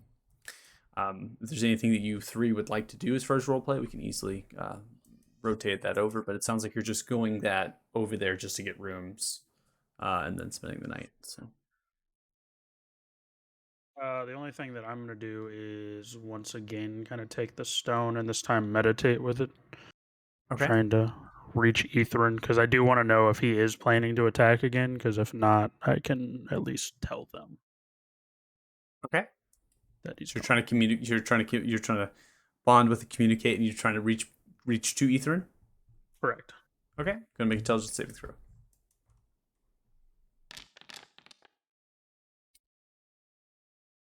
Nat 20.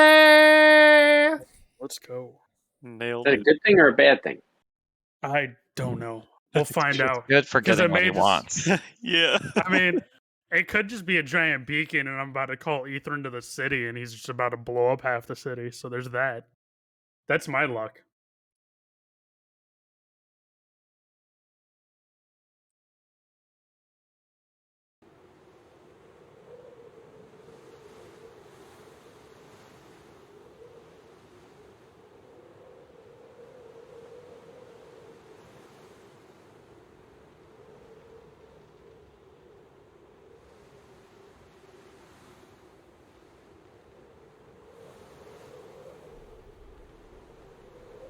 Okay. So as you begin to connect to the stone, there's a sense of connection that you're trying to come through. The same feeling of commanding the dragon that you're attempting to almost come through. That connection that you once had to the actual beast. And the voice in your mind become bridged with the stone. You're kind of sucked through for brief moments. Then you're in an open, snowy landscape. Large snows howling, many different trees, some of which are crashed over to the northeast, toppled and timbered down. You see in the midst of those trees is Ethrin. Laying down, almost as if they've crashed into the trees. There's multiple different cracks of frozen areas and sorts of similar to the highlands of Jotunvarg, where these in trenches and whatnot spanning towards the west. South, the cliffside, the mountainside begins to roll up and then down a little bit with thickets and brambles and more trees. Sounds of rushing water nearby to the north suggest a kind of a tributary of sorts snaking through, but it disappears over a bluff and then a mountainside, but then a actual kind of a peak itself. It kind of makes way to the north, many high, thousands of feet of elevation. So you're almost not in a bowl per se, but you're kind of in the kind of corner of an area where you have mountainside to the north, and more flat areas towards the west and south, right? So you just see Ethrin kind of laid out in the huddled, the crashed trees, many 24 of them smashed, and there's just like a shallow, slow breath. Do I see the dragon egg anywhere that they had pulled from the... At this angle, you can't see that. You're staring kind of at the ass end, the tail as it's wrapped around, and it's easily kind of 60 to 80 feet away from you. So you're not able to even see the head of Ethrin right now because it's laying down in that parallel direction to you. Okay. I want to approach Ethrin if I can and Okay. try to kind of get an angle towards his face without being a startling presence. Okay. Just kind of begin to move through the trees. You're having to climb over a few logs and those sorts of things. And you're just trying to get an angle as you can kind of see, maybe even seeing through some of the forested region and thickets and stuff as you're being able to pull through. There's the physical sense that your clothes and your certain things, you're getting exhausted. There's the fatigue about, the kind of a breath that's blowing out. You're not sure if you're even here, but it feels like you are. And this fact that you're exerting yourself and moving through, eventually you see that the underbelly of the particular dragon has multiple different thick lacerations. Scales have been ripped apart. There's large ice spikes that have been embedded into the beast, as well as the neck region and things, and just kind of bleeding out into the actual snow itself. And the snow, as it bleeds out the blood, it's frozen at the stage and just slowly breathing. Eventually, kind of shifts and moves its head as it slowly looks at you and raises an eye, just closes it once more. Ethern, who did this to you? It opens an eye and looks towards you, raising its head and tilting it slightly. Shifts its body very slowly.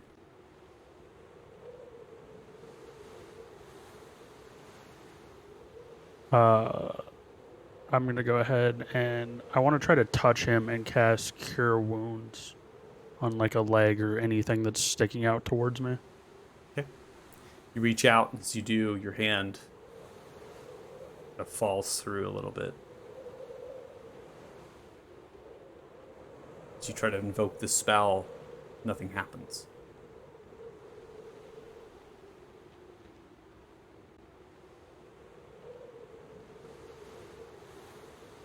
You've come here to gloat. No. I was hoping you were free and you and your child were safe. My kind is not free when frost giants roam. So it was the frost giants who did this to you? They tracked me down. And I am sure to perish.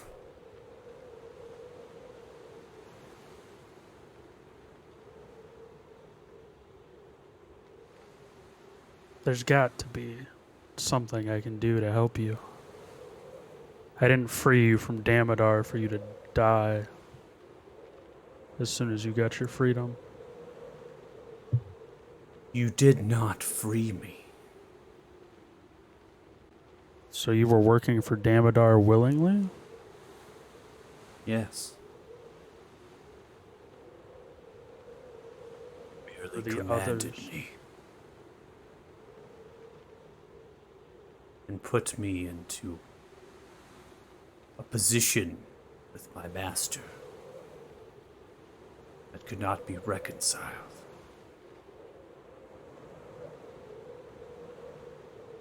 That's fair enough. You've Okay. done enough. Leave. Yeah, I'm gonna drop concentration on the stone then. That gives me more than enough. Its head slowly fall back into the snow. As you begin to lose, you're trying to pull back on the concentration. You can pull yourself back, and you hear large, thunderous steps. The distance, hundreds of feet of giants.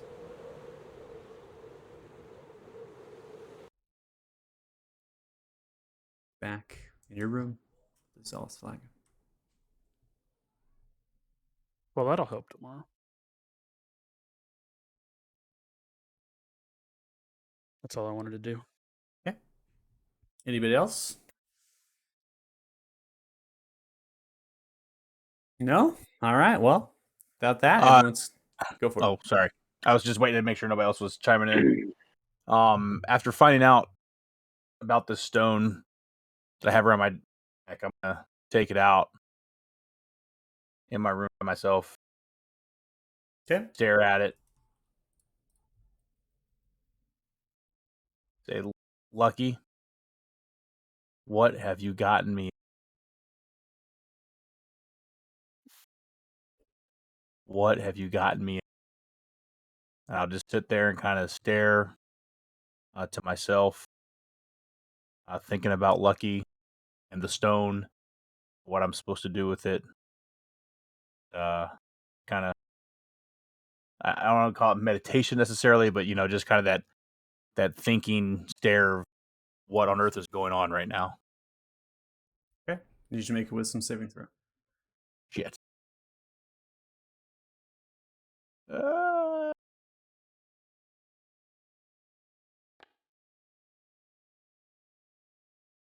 16. Okay.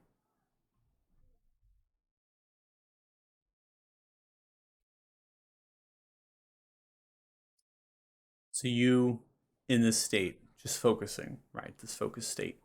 It seems as though your vision locks eyes with the stone, and you fall into a sort of a trance with this green stone, and you begin to fall through a little bit with your mind and your vision as you kind of come through. As you're in a sense of a free fall for a brief moment, it kind of subsides.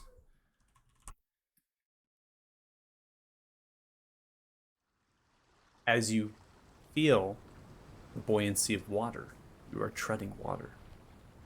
Feel the water around you now. Feel your hands tickling the surface of it and that cohesive factor, right? That surface tension. As you're there and you're bubbling within the water for a brief moment, you can stare off many miles towards the northwest. Seems to be a large jungle fit onto a peninsula that juts, the trees themselves ranging hundreds of feet in height. Many vines, kind of marshland, not marshland, but jungle, kind of these mangroves kind of spill outwards into the sandy beach, the shallows and tides and other things off of that eastern shoreline of peninsula that stretches many miles as well. Further past, you see ships, galleon size, 3 decks, sails upon them. Too far to tell what colorations the sails are.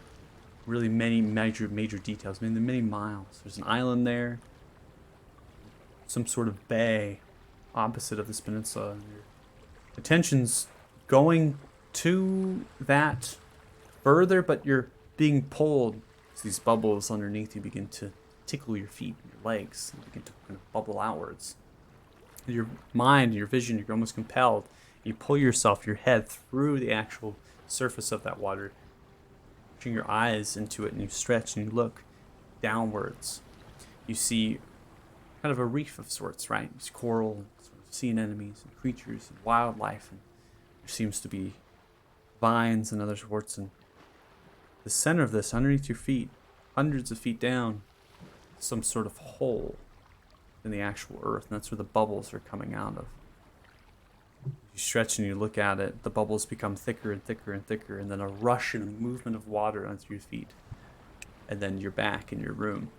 Vision's gonna smacks back into you as if nothing of that sort ever happened. You were never there, really. And it's now in the fog of your memories, and you're kind of thinking about it, and it's like a dream, right? Where you're trying to pull it back, and you hold on to it, and now you have it in your memory, and you're just kind of thinking about it for several minutes to 10 minutes, right? Just having that in your mind. That vision that you've just experienced.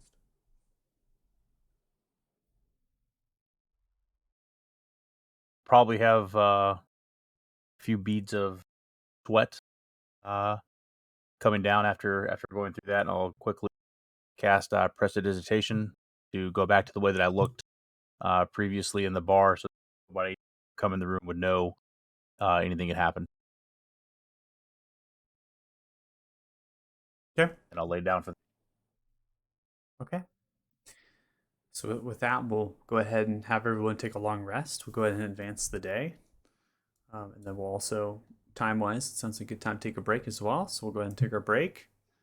If you're watching this stream, thanks so much. We appreciate it. Some awesome role play, some really good dialogue, and seeing different sorts of characters' backstories here, and awesome to watch. And so hopefully you join us. We'll be taking a 10-minute break, so we'll come back at about 6:55 p.m. PST, maybe a little later, and if you come back and watch us for the second half here. So we'll see you in a bit. Not 6-pack. Nick's back. All right.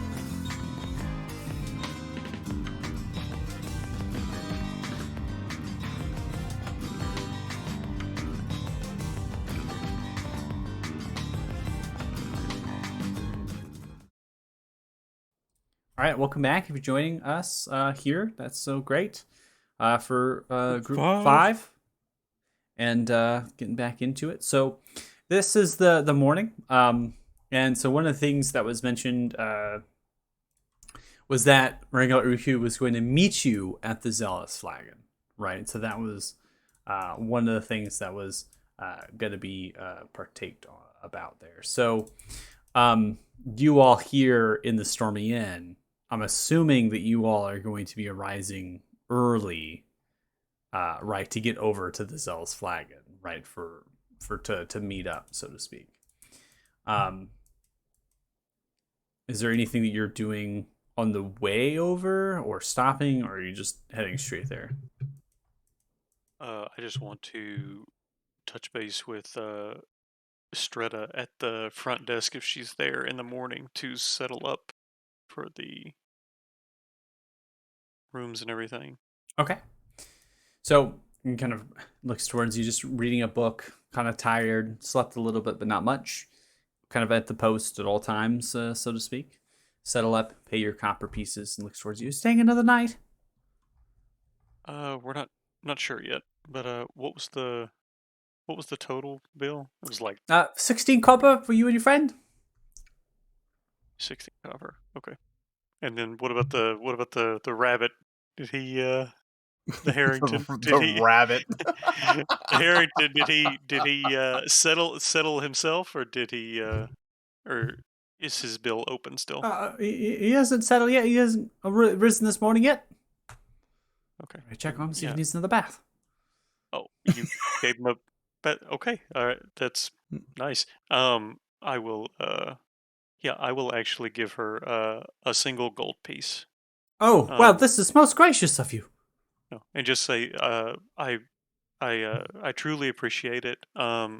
You're very kind, very accommodating for us, and you're just a good person. Oh, thank you so Yeah. much. This will pay for your friend's room too. Yes, Harrigon's your if friend? Yes, absolutely. All right. Well, thanks so much. I'll let him know.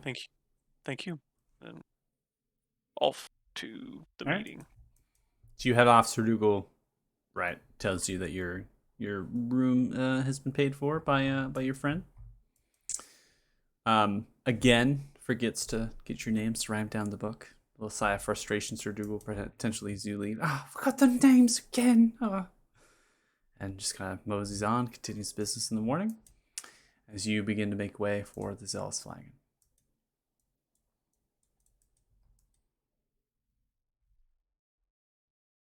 So, Tarn Harak, Neri, so don't aim to know what you're doing right in the morning as you arise.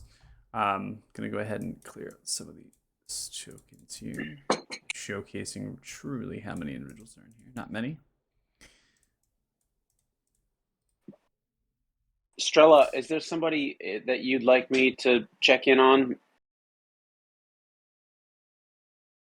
Perhaps is there loved ones that maybe you left behind? You've been wondering how they're doing, how they're faring. Oh, okay. So you're Just before we run out. yeah, before you run out. Well, I don't know really. I suppose I've kind of left that life behind me, to be quite honest. Just trying to move on from it. Not like I'm going back, anyways.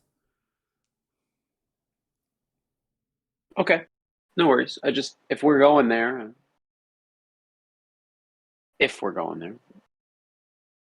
Yeah.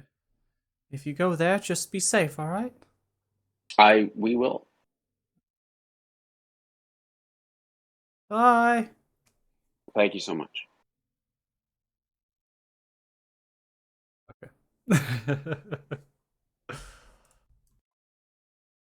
So, getting back to the Zealous Flagon, eventually catching up with the two, maybe on the road.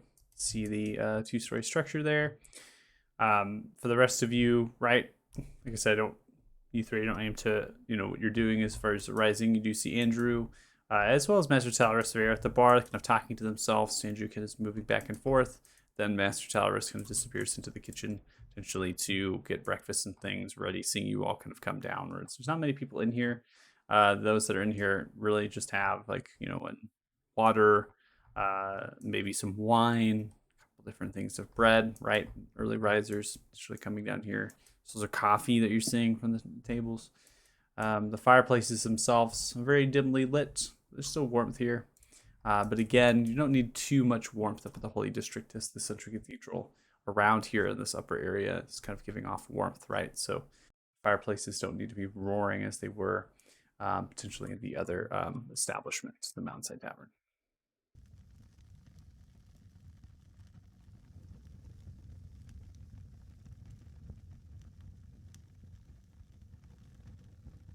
I'm gonna obviously make my way over to the table that can seat all of us while we wait on all of our guests to arrive.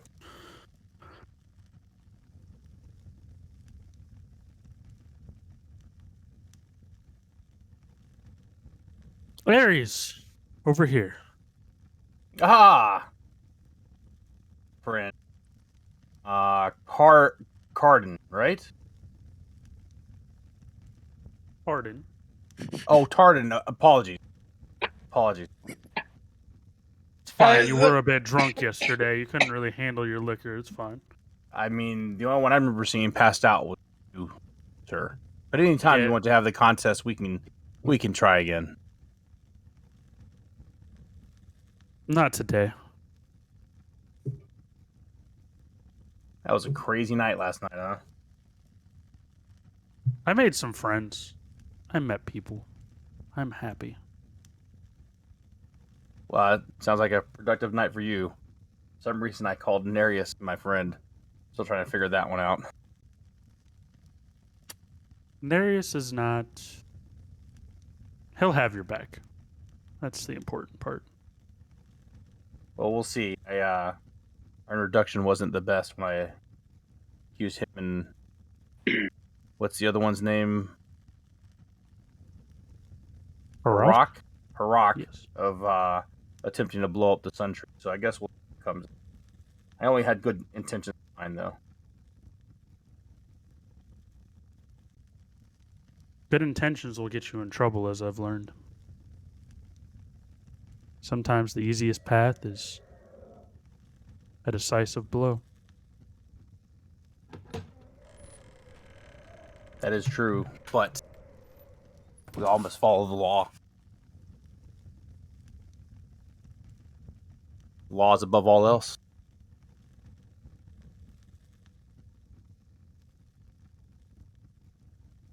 Are The you laws up of at the which front? land? Rock, are you up at the front door? Yeah.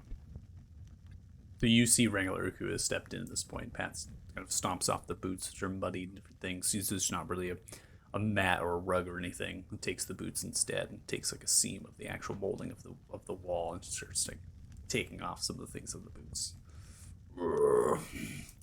Where are your friends?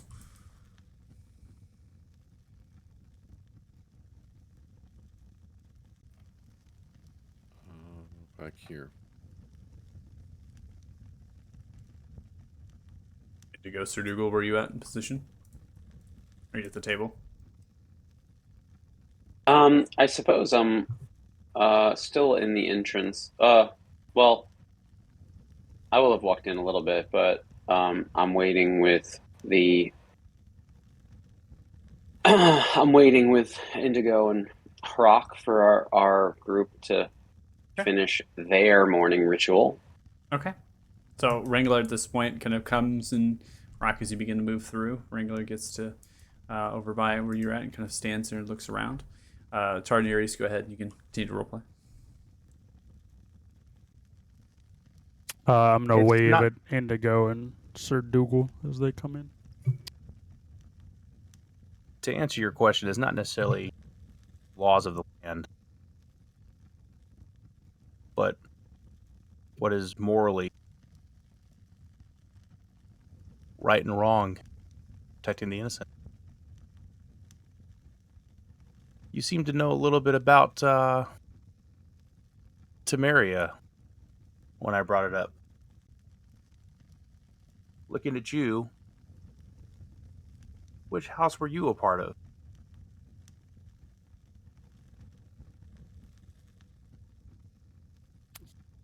I don't think now is the time for that. I think we have enough on our minds.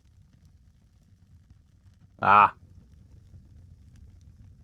Well, I guess we'll have to hold this conversation for later and get to know each other a little bit better. Or not.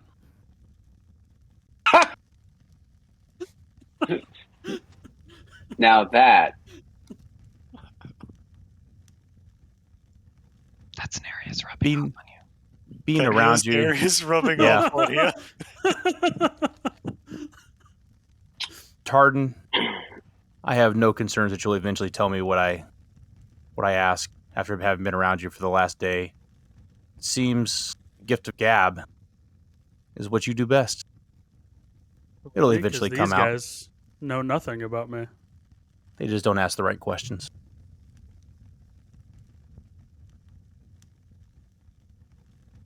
Just don't ask the right question.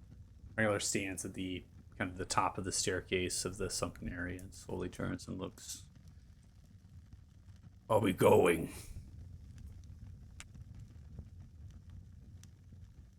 I'm gonna look around and say, Where's the one who punched me in the face last night? I don't see them. yeah, that. He's probably still upstairs. Let me go fetch him.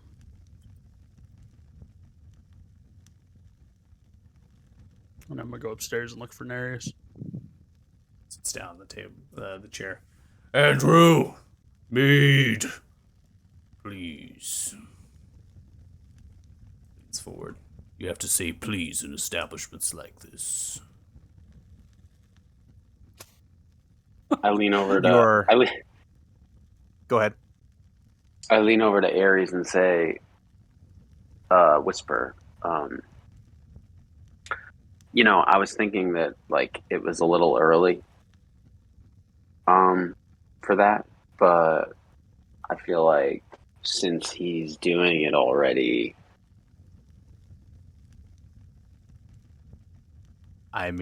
I'll whisper back. Yeah, I don't know about you, but I feel just fine after last night. Might Right. be time to give it a go again. little hair of the dog. I'm just saying, nothing cures a little bit of a hangover like more alcohol, right? Right. That's my motto. 3.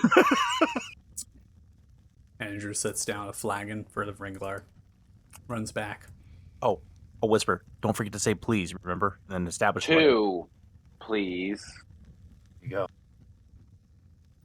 Comes back with 2 flagons. Andrew Oh. sets them down in front of you. Regular looks. I'm not paying this time. Ares, my friend Ares will pay. Yeah, I'll get this round. Okay. It's 8 silver pieces for mead.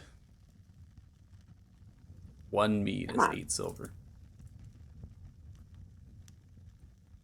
2 plus, so 3 meads in total have been ordered here. 2.4 gold. That's that was more than Sir Dougal's bedroom. Quite a lot. That's why I'm so impressed by Ares picking up the bill. You have to imagine how impressive it is. Set down the coin.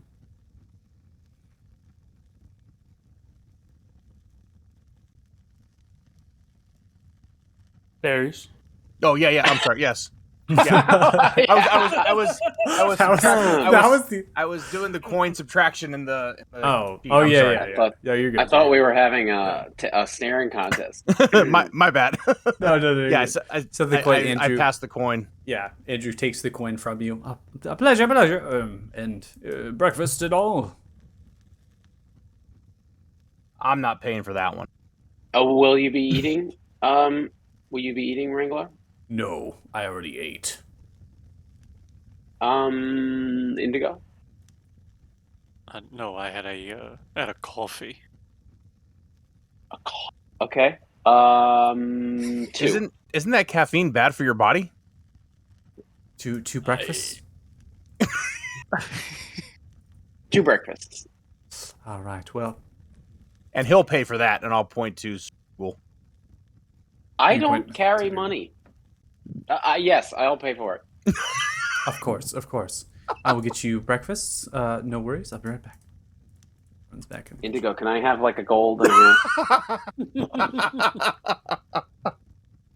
Surprised you all are staying at such a expensive place. I give Dougal the exact amount needed for the food, not a silver more. I turn to Ares and I say, now tell me, which is more impressive? Yeah, we didn't stay here. Well, we didn't stay here, and I point to the other two at the table. They did. Yes, you're right. This is like, I mean, even for me, this is like ostentatious. Andrew quickly comes back with a kind of serving tray, sets it down, begins to hand over these plates of food. Seems to be omelets on toast, roasted cherry tomatoes, glazed over a little bit, some bacon, ham. Sets it down. 6 silver pieces each. Perfect. Not even a wait each. Yes. Okay. Yeah, gold and a half. Right. Okay. Says the coin, takes it from you. Is that all? Anything else?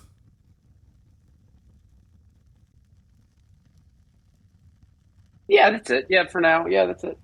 See Thank you Andrew so much. beginning to walk off. Starton's yelling. Neris, are you awake? See Andrew slowly looking. It's too early for this.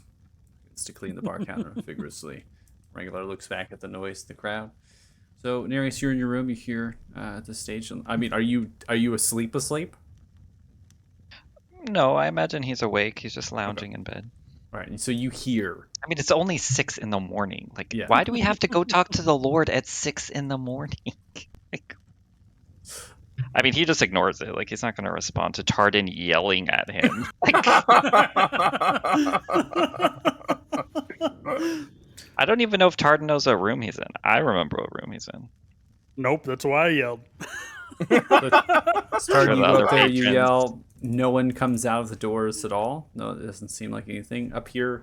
Like I said, there's 3 different kind of corridors or hallways, right? So northwest, and so there are multiple rooms, right? I mean, you're looking at 24 rooms up here, that could potentially be where Nereus is staying.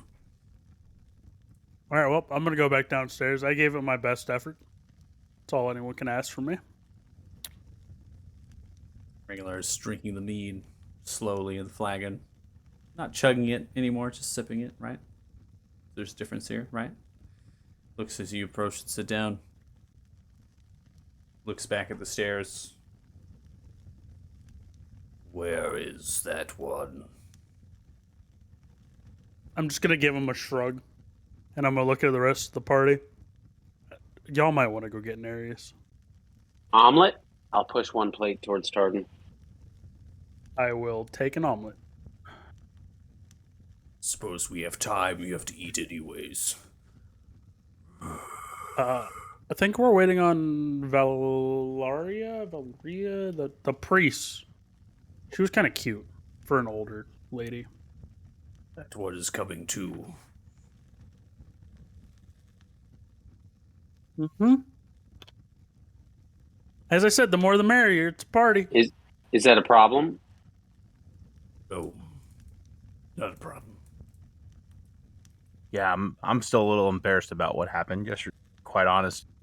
I don't know if it's necessarily a problem, but I've apologized. I just don't know if it's enough.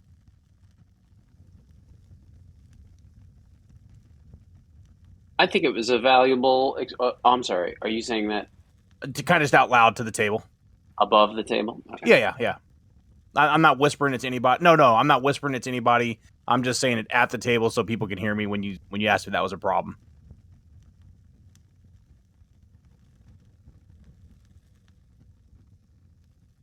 Are you a particularly religious man, Ringler? You don't strike me as particularly religious. No, I'm not. I wonder what would draw you then to a city like this, which seems so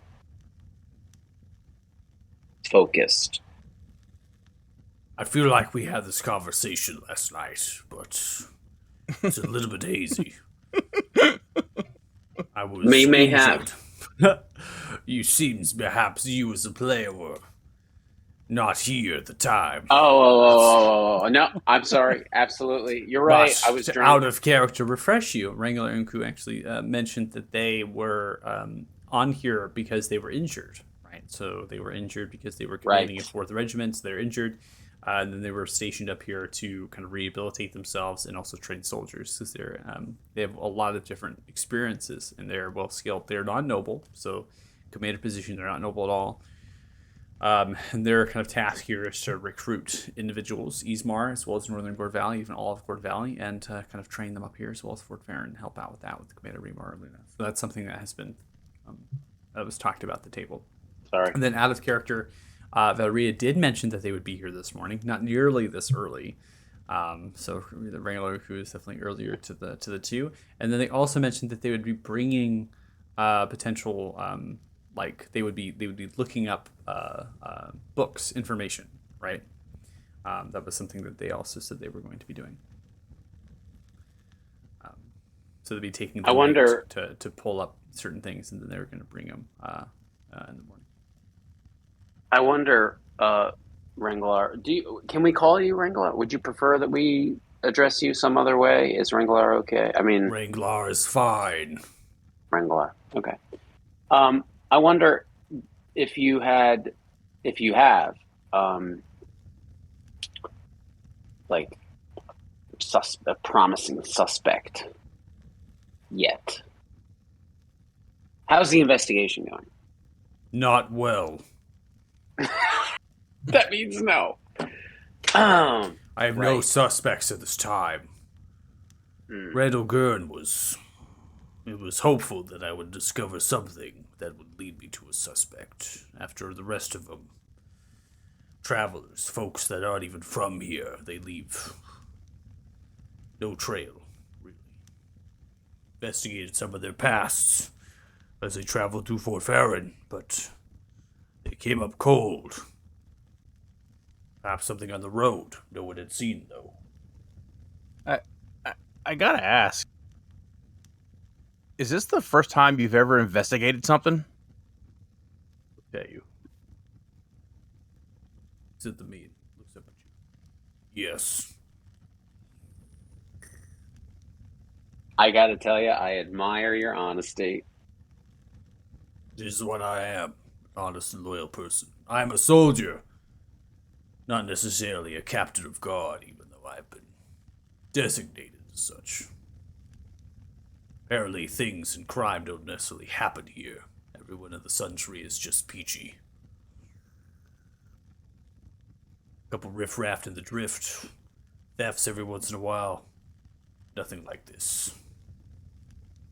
And I wonder. Yeah, sorry. what's the biggest clue or the biggest thing you found to this point investigating these disappearances? No items are taken. Nothing. All their stuff is still there? Just the All person their is gone. stuff is stuff, exactly. All the material possessions, chests, wares, anything that they brought with them is still there. Nothing from Randall Clothing. Gurn's manor has been taken. Clothing as well, still within their backpacks. In addition, the scene is left, well, unscathed. The locks are still locked. The windows have been untouched. The beds have been made. There are no footprints, no blueprints. Nothing disturbed. No one, no witnesses have seen anything. So it's I'm sorry, Sir Dougal. I don't mean to interrupt, but it's almost like they got to their room, put their stuff down, and then vanished. That is something I have speculated, yes. Which is why we keep many guard and an eye and observation to travelers and traders and adventurers that make their way in. But since the attack on Thornir, our position has been moved to helping refugees. How many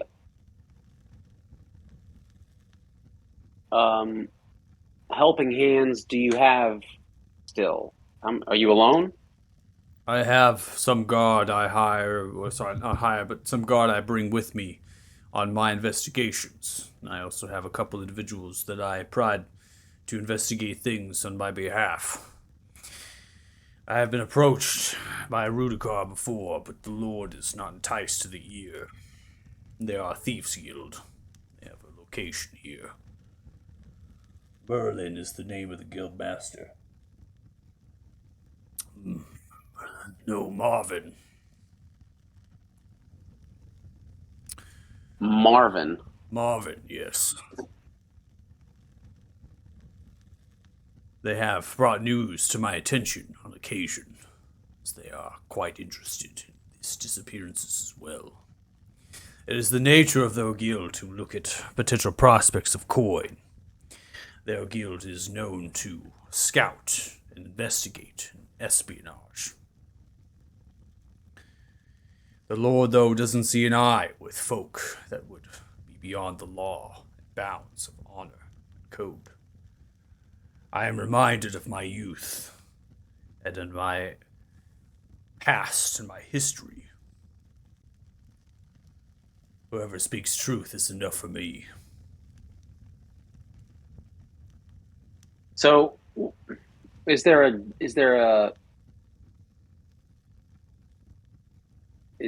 emerging pattern? Maybe that's the wrong way to ask it. Is there a way that you could, on this map here of the city, mark the sites of each abduction? First, we need to get a city map. Yes, that is something that you don't have one, do you? Not on me right now, no. I'd have to get back to the fort. Keep Frostbeard.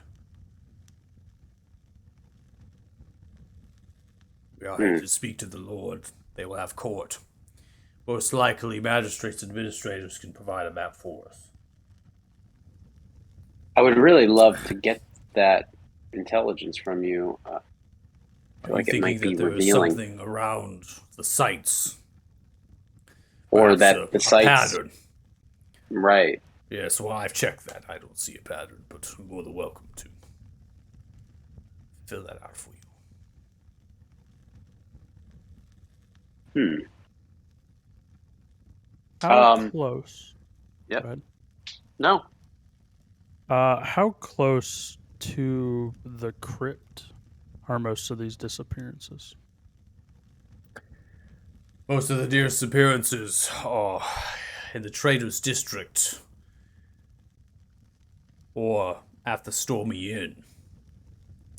There have been individuals that have rammed and stayed within here, the Zealous Dragon, that have been missing as well.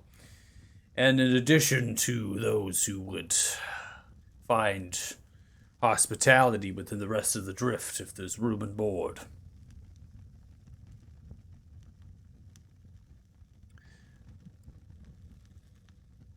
To answer your question, none. There's not many housing there, besides Noble Manors. There's the foundry and a couple housing for the greenhouses, but that is it.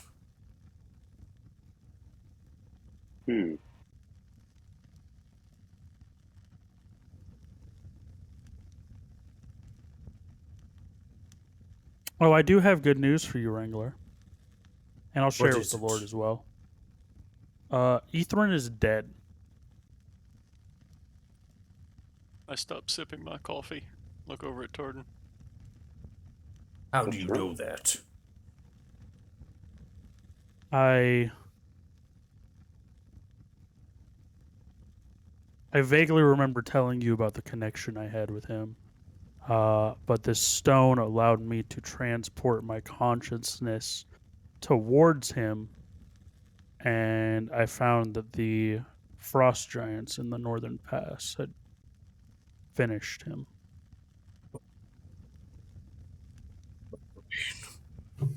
Consciousness. Are you drunk again? No, I tell you the truth. I speak the Oh. truth. At this point, the door swings open. Sees Valeria now kind of enters in. You begin to crest half hour after. So you've been having this conversation for a little while now. Valeria is holding 3 different books on hands, stretches and kind of looks, still in the vestments and things. Always making sure they're kind of kept proper in the same look and attire for the rest of the people. Looking around, sees you all at the table, and also sees Wrangler, and kind of is a little wide-eyed and slowly shuffles over. Scoots by and sits down in a chair. Puts down the books. Wrangler looks. Ugh. The hand to the palm. Closes the eyes, stretches down to the table, just is rubbing the forehead. Groaning. I broke Hello. Wrangler. 1,000 blessings of Paelor be upon you. I am surprised to see Wrangler here, but perhaps you all branched out.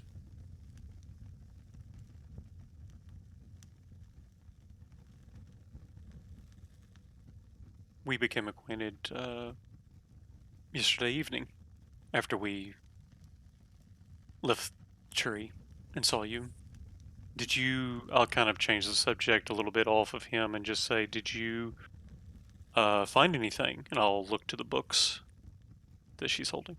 Yes, well, your conversations, and I do not mean to be rude, but eavesdropping, I do have some books here. This one is a book about those that call themselves chosen ones from our conversation. I do have a collection of sorts. This book is really bardic tales. It's kind of a saga, if you will. Goes back to many thousands of years of history, many tens of thousands of individuals that called themselves chosen ones. Something that I read just to go to sleep sometimes. Many of these individuals are call themselves chosen ones, and they do rather a variety of things, but mainly good deeds, and help the world in some way. That one would be interesting to read. And then this one here is simply the history of the Sun Tree. Something of note that the Library of Light, some of the scholars there have been writing and keeping note and tracking. It perhaps will explain as to why the Sun Tree is buried, and why it's necessary to protect it. Here it will hold those information to you. Slides it. And then this third book is something that I felt that was a little bit necessary. But it is a history and accounting of the Talthars. From all of you speaking, it seems that you're from faraway lands, and it might help you to learn, perhaps, of the reigning kingdom and the people who rule it. This is the history of them and events, particularly of the descendants of rulers from the very founder of Sir Thurn Talthar.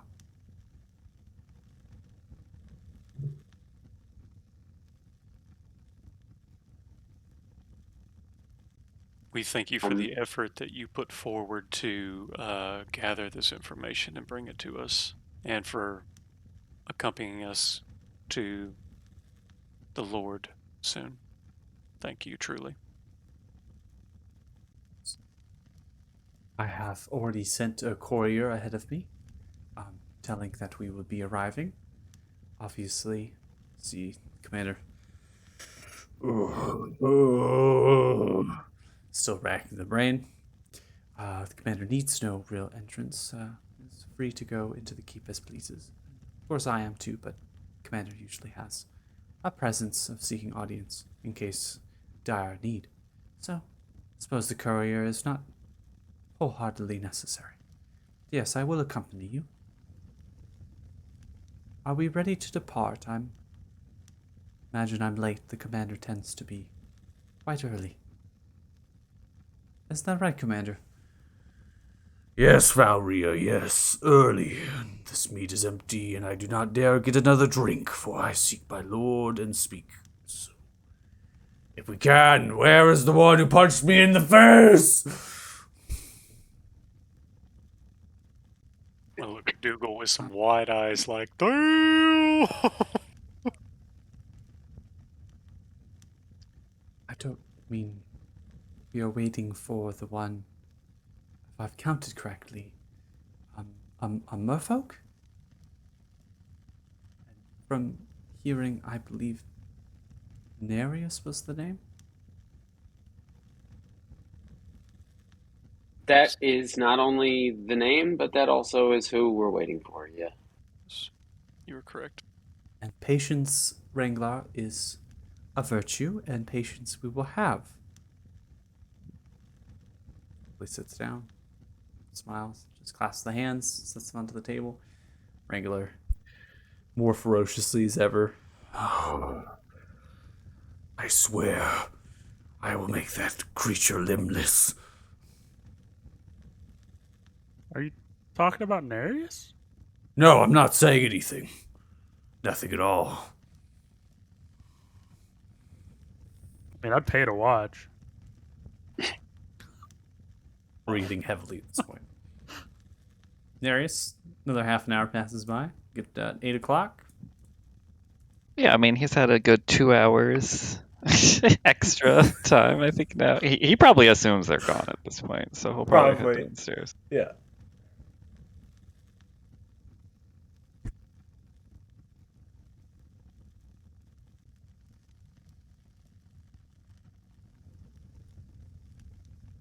Wrangler slowly turns around, looks. Valeria stands up. See? Patience is all we needed. Oh, fuck your patience.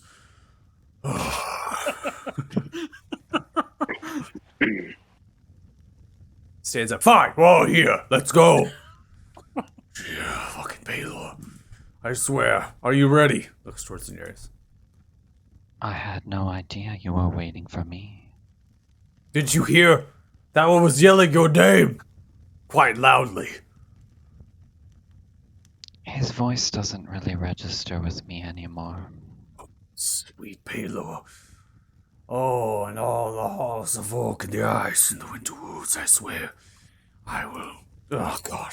Just pushes fast. I'll be on my horse waiting. Look at. Going. Hold on. Remember right. Still missing one. Aren't we? Rock was around the corner. Still downstairs, though. Wasn't he by the door waiting on us? Mm-hmm. Oh. Well. So we go. Hey Indigo, you mind if I get the book on the stories?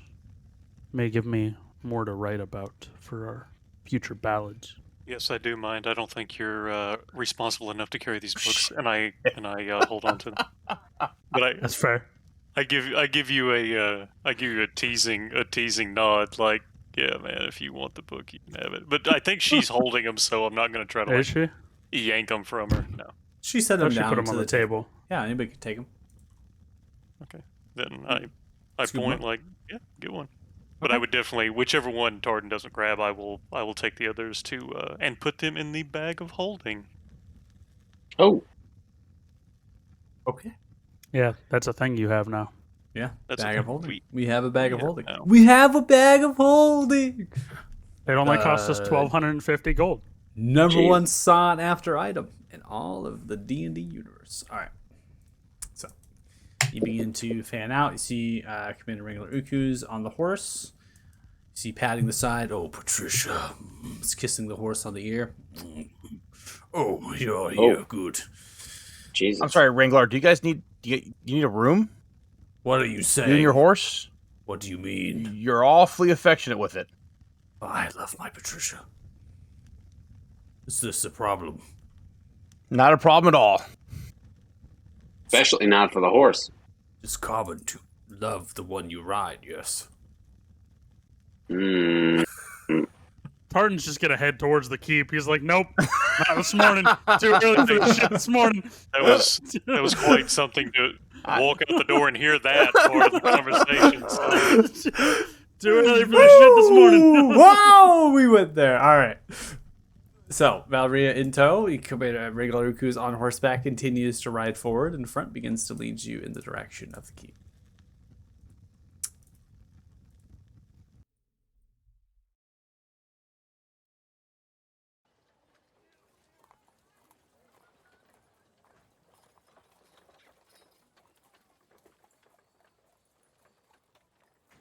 All right. So, you're heading outside of the Holy District, aim for the western kind of little bit of that that little gate right at the Holy District of the West. So you have to pass through kind of canopies and other sorts of tents that these refugees of these dwarfs.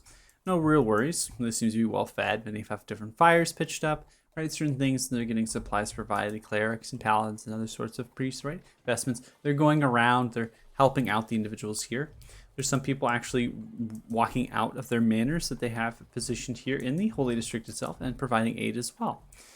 So you begin to head out of that, begin to go into kind of an area that separates, right? So you're noticing the housing in particular in this district, and you've been here before, the High Squire, right? It's somewhat open. A lot of the kind of lesser nobles, right? They live in smaller kind of housing, kind of these kind of still manors, if you will, but don't have their own grounds or their own individual walls.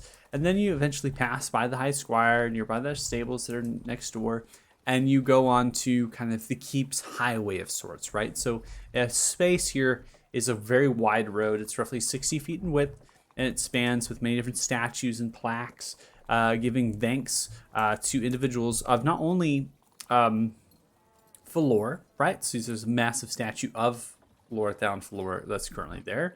Appears to be a human with kind of longer hair, plate armor and things, but also notable figures of the Sular kingdom. So you're noticing there's many individuals that had kind of staked claim and helped kind of make the city be what it is, as well as built the keep that you're noticing now kind of high rise, if you will. And it's a staggered city, as I've described, and it's built into the mountainside of the western section. So the gate itself, this portcullis, is shut, as well as a double-in door. Two towers armed with the list on either side range upwards. Again, the walls themselves are quite high. They're 20 to 30 feet in height there. The towers span 8 feet to 10 feet higher than that, and they're spiralized upwards, and so they have an interior space on the gate mechanism as well as the towers there. So you have arrow slits and things. They immediately recognize the commander, right? So the commander's out in front, passing through the crowd currently on the keep's highway, if you will. They're kind of there, kind of enjoying themselves. Some people are playing chess. The nobles, right? This is kind of like their little hangout spot of sorts. They're playing chess. There's also individuals that are waiting to have court, for public court, right? So they're like sleeping in their wagons and things and whatnot around here.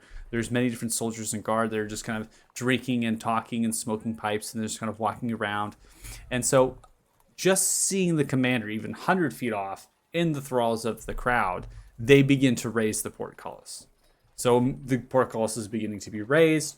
The double-in door is unbarred, swings inwards, right? You know, it's the soldiers on top clasp the hands and they lower the head.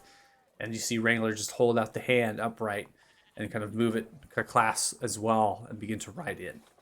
No words spoken at all. Many different guard outside of the portcullis on your side, right? They're looking, doing the same thing. Now, many different individuals on the inside as well, clasping and giving too. Now, it's not that the keep's grounds are blocked to everybody, because as soon as you walk in, you're noticing that the grounds are met with multiple different structures. In fact, there's a tournament arena, a jousting arena on the northern side of the keep's grounds. There's many different barracks, training areas, stables, blacksmiths. So the whole keep's ground really functions to house soldiers, to train, as well as hold tournament if they did. Now the tournaments haven't been held for a while now, as the city's been kind of on alert, right? And so they haven't had any sort of tournaments and those sorts of things. Immediately when you come in here, you're noticing that there are soldiers, guard, servants, some noble figures, and they're not staring at you, but they all have purpose, right? They're all going about their business. They're going to somewhere. They're doing something. Some individuals are going to potentially to train, so they're wearing their armor right now, so plate armor, right, and swords. There's also paladins that are kind of talking and mentioning to each other on horseback as they begin to ride over to another training ground, and everything seems to be quite structural, very planned, very regimented. They're essentially here to you, Indigo, with your backstory. They are preparing for war. So they are moving carts around filled with weapons. They're talking with blacksmiths. They're checking things off. They're talking with other things in chain of commands. This is essentially a war assembly. That's what you're seeing inside the keep's grounds. Now, mainly the keep is covered. The keep's grounds are mainly covered in like snow and ice, right? Because this area itself doesn't. It's just kind of this open expanse, except for the gardens and then the road that lead up to the keep's wooden drawbridge. There's white snowberries and cherry blossoms, and they populate the garden and are spaced by small paths of low-growing vegetation and thickets. Guards walk, right, and servants, right, tend to the garden on these particular paths. This is this big, kind of like a break area, right? You'd be able to kind of smoke your pipe, get a couple different bites of lunch, maybe breakfast, so maybe some spillover from the actual assembly that's happening here. They're filling into the guard area. The structures in here are stone and wood, and they're 1 to 2 stories. And they're built for housing, storage, and their dining, and as well as training and other things for the guards and soldiers. The individuals all in here wear surcoats, particularly to Falor. But you also see other individuals in here that are wearing surcoats that are awfully similar to the individuals that you encountered in a very sandy beach. They're colorations of a white backdrop with red trim, slightly checkered. They have a holy symbol of Pelor, a green sun symbol with radiant rays that kind of spiral outwards, a little bit of a swoosh, right, as they kind of come. And their center chest, and they're wearing the surcoats, and they're wearing plate armor with pauldrons, crescent lined with silver and gold trim. Great swords, shields, and long swords. They are instructing and ordering the other ones, the other paladins that wear the Falor surcoat. So you're noticing that they might be higher up in the chain. They're kind of yelling outwards, just directions and those sorts of things. Falor Keep, as you approach the wooden drawbridge, which is now being lowered upon individuals positioned in towers that make way, because there's actually kind of a wall that goes around the keep itself. And so there's actual towers that span the keep's walls, and the actual kind of towers themselves can get quite high. And they range in a great number of feet depending on where they have access to from the actual keep. The best way to kind of say that the keep extends up to about 90 feet in height. So the maximum tower height would be roughly 110 feet. And that would be kind of position and embankment off the actual walls. And remember, it's embedded into the stone of the mountain. And so it's all kind of a centralized mountainous piece that's kind of coming out towards you. Arrow slits in the walls, interior spaces, as well as the floors of the keep that shine outwards with no walls. And the actual mechanisms for the drawbridge are from 2 towers that are slightly lower, about 40 to 45 feet. And they're kind of cranking mechanisms to kind of lower down the drawbridge to get into the actual keep. Lower Keep is a solid and bricked stone structure, and again, it's built from the bedrock protrusion of the mountain. The frozen moat that surrounds it, it kind of has the sheer kind of cliff sides, about 50 to 80 feet, dropping down into the frozen icy water. So that's what surrounds it, is this frozen moat. And the backside, it kind of carries 2, but then slowly ends as it runs into the mountains.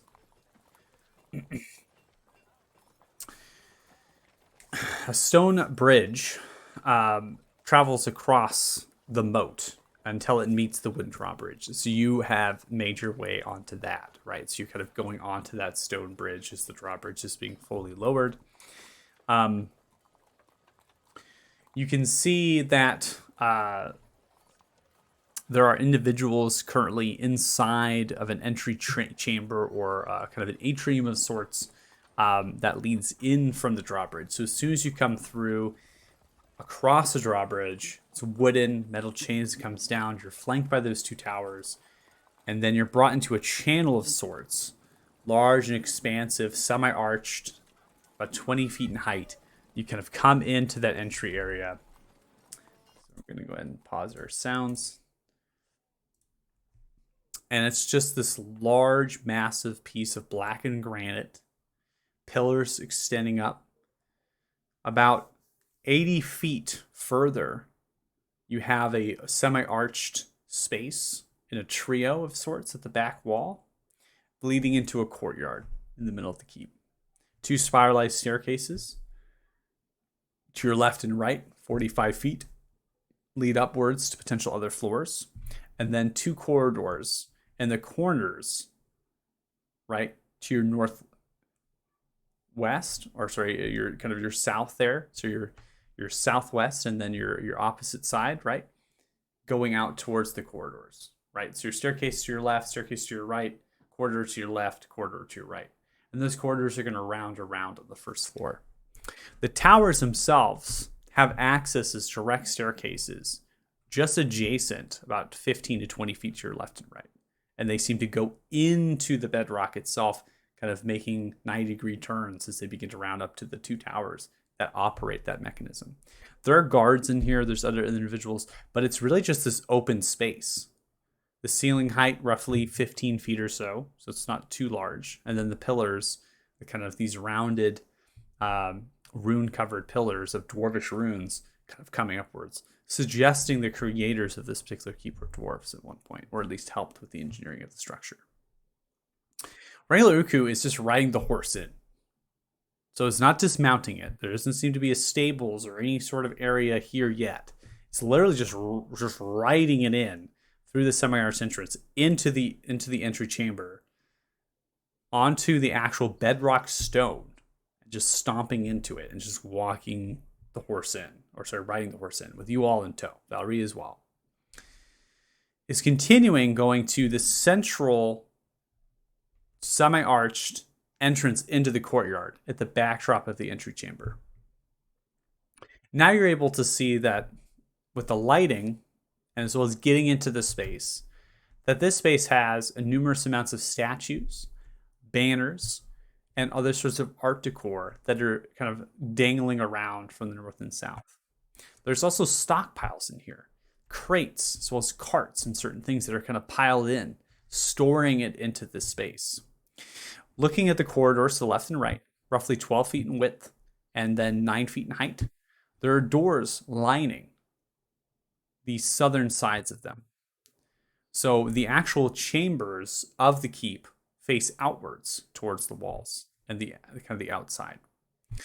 So you see individuals, servants and other sorts of folks are going into the doors. They're walking out. You can smell food as well. Potentially a kitchen is, the food smells are wafting from the south. But you're going into the courtyard, right? Because that's where your wrangler is kind of directing you through.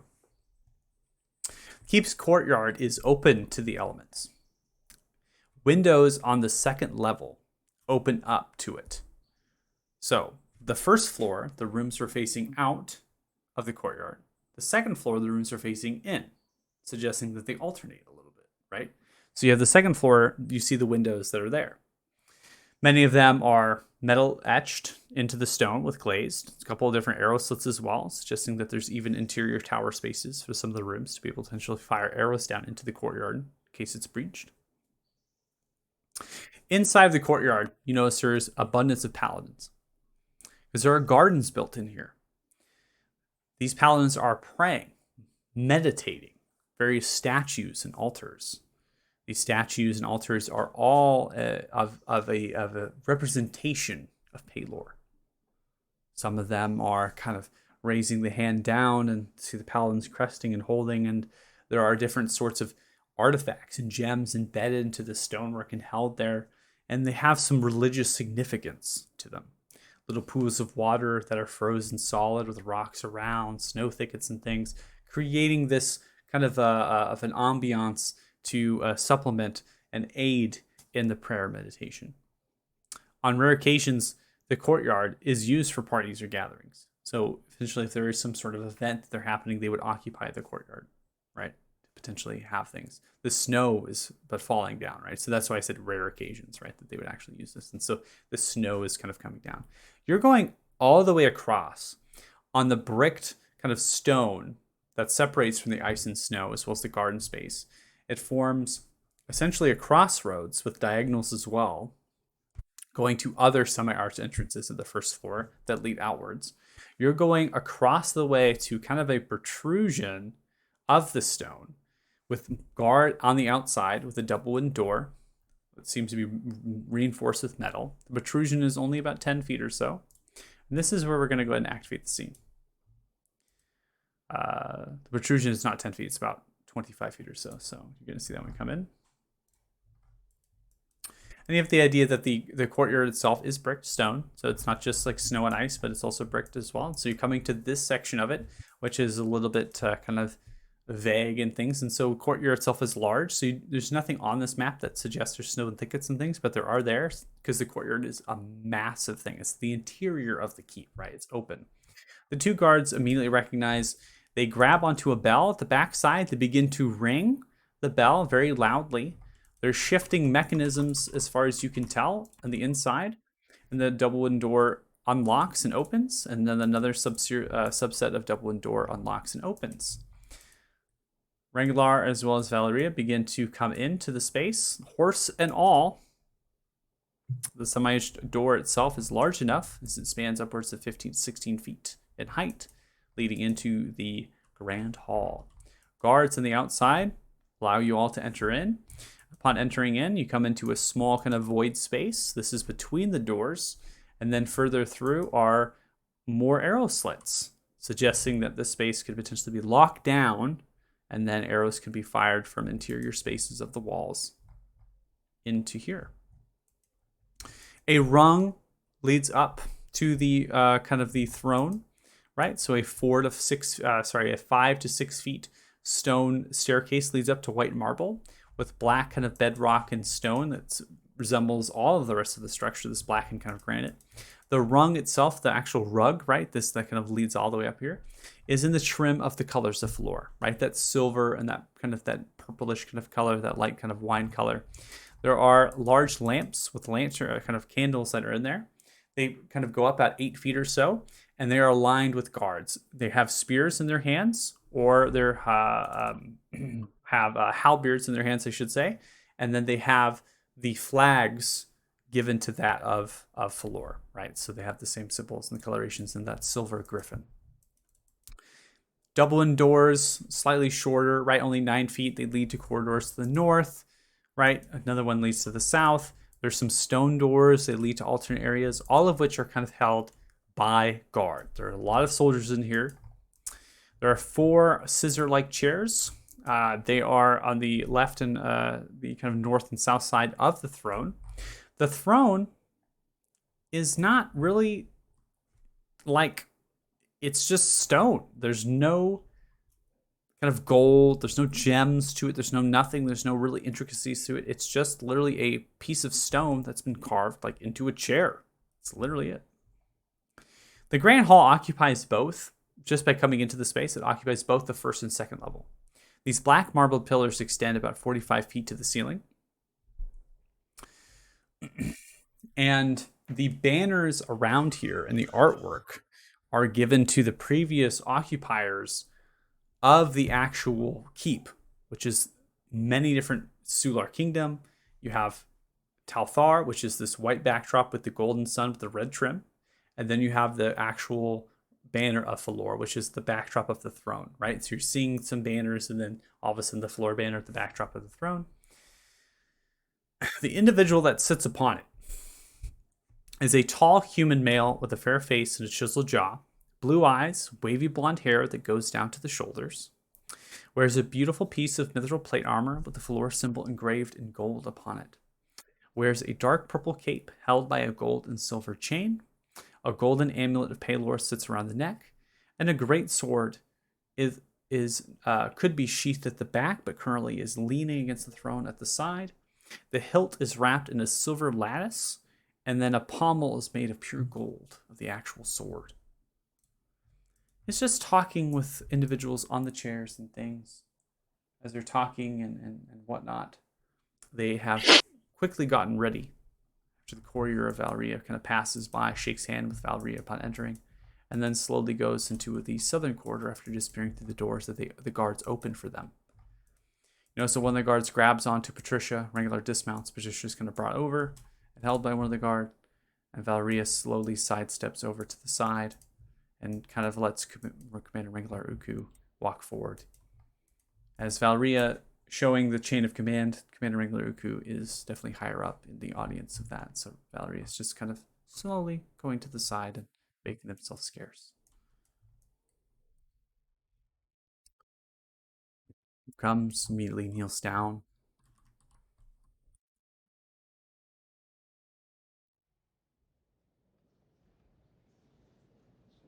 My lord.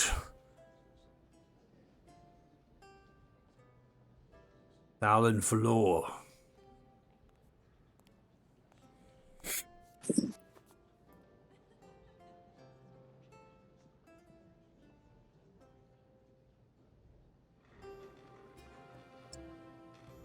Very, very cheery music. I was not expecting this to be the cheeriest music, but that's fine.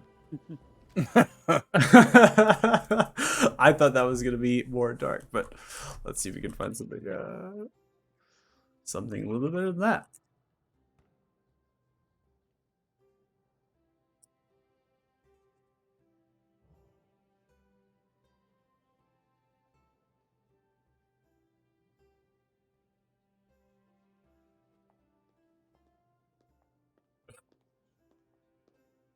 All right. Well, we're just going to leave it blank for now. Okay. See as Lord Thanfalor stands up from the throne, approaches the side, doesn't grab the sword at all, stretches and looks. Commander Wrangler Uku, please stand. Stands up. I see Valeria, head priestess, has joined you. A courier has been sent my way, an audience to be sought. Potentially with individuals that can provide some information. You accompany them. Yes, my lord. I have come. Those who have yet to declare themselves a name. They bring much news, my lord. Specifically about Ithrin, white dragon that plagues your land.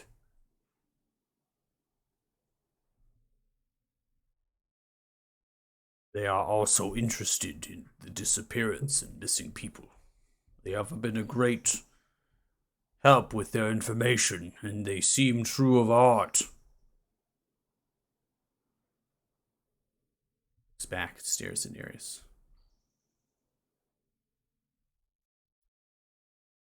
Without further ado, I will let them speak.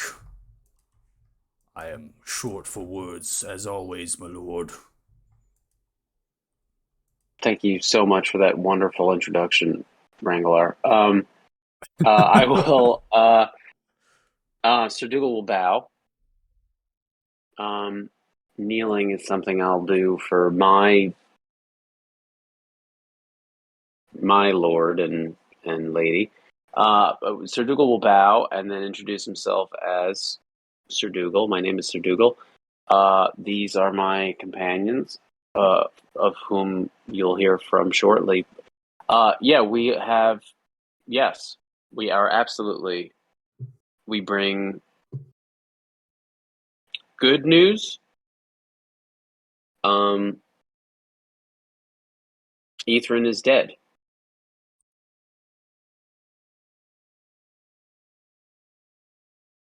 Ithrin is dead. After sitting back down on the throne. Sir Dougal turns to Tardan. Ithrin is dead.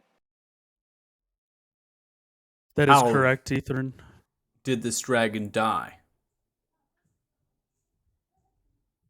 We played a part in getting him out of his lair, and the frost giants finished him in the pass. Or in the valley, I should say. You have walked amongst frost giants, then. Yes. We actually visited Mondstag. Don't know if that name rings any bells or holds any weight, but I have had a few patrols attacked by frost giants and their wolves. Raided. Not many have come back and told the tale. Those have been set free, were sent back for purpose, messages to stay out of the northern Frosthorn Mountains. But I have been quite interested, as this dragon has also decided to plague my people, and seems to make home within them. This is good news. This dragon was a nuisance, a problem. It is something that I have been wanting to deal with, but never quite able to put to task.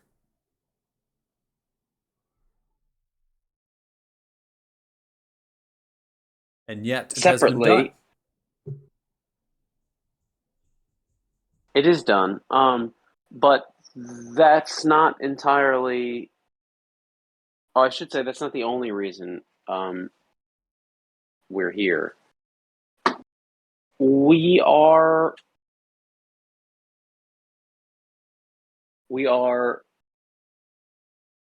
trying to be. We're striving to be helpful for those who deserve it. And we heard about your plague of disappearances. We connected here with Wranglar through through Valvria, who, by the way, is delightful. And well, it was suggested by more than one person that we come speak with you about different ways we might be able to help.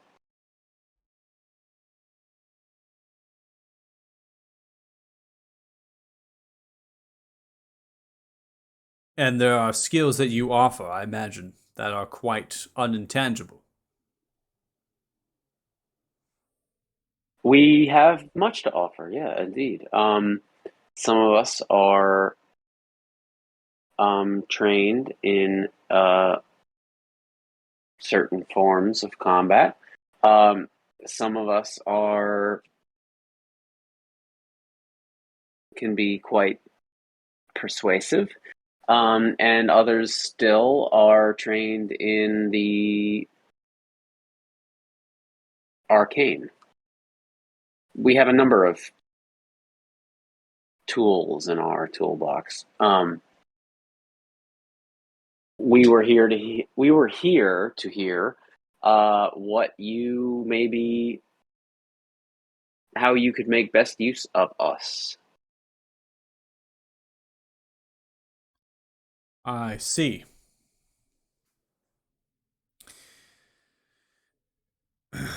You refer to yourself as Sir. I do, yes. That's me. Where do you hail from? Oh, Where are you knighted? well, I am a member. I am a knight in the Sealy Court under the Summer Queen. I am in some circles well known. Are the rest of you nobility? Arden's just gonna shake his head. I'm gonna look behind me at Nereus and Harok and kind of see what they're doing. Barry kind of go over both shoulders, like talking to me.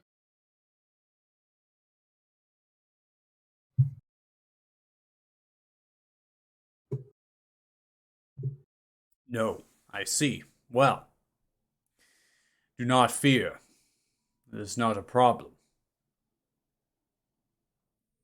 I merely ask. Your Is- service rendered to my lordship would be greatly appreciated. These disappearances have gone on long enough, and if you are capable of scaring a dragon outside of their lair, which would then be killed, and aid by frost giants which you have encountered and live to tell the tale, then you greatly are adventurers that are able to survive and deal with quite the trouble. I do have to warn you. The trail of this investigation is cold. It has never been kindled or lit. I have sent numerous of my paladins to aid in the investigation, and none of which have ascertained anything of value.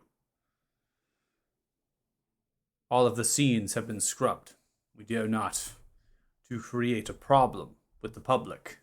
There is much turmoil in the city between noble and common folk. We must make sure that everything is remained normal. However, the manor of Randall Gurn has been boarded and shut. It is there you should start your investigation. Wrangler Uku, Commander, you will take them there, and you will allow them entrance in. Take your time with your investigation. If some of you are masters in the arcane, perhaps you can add more value. I haven't had a magistrate at my side for many years, nor those that are capable of such in my throne room or keep.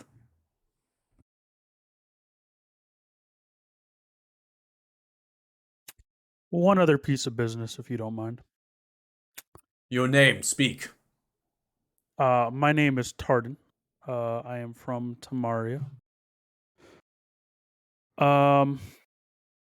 Maybe send a messenger or an envoy to Palo at the mining company up in High Rock. I Just can maybe do a so. worthy adventure. Is there a reason?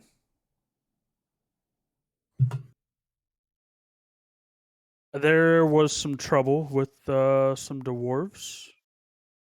And in the dealings, some things may need to be worked out.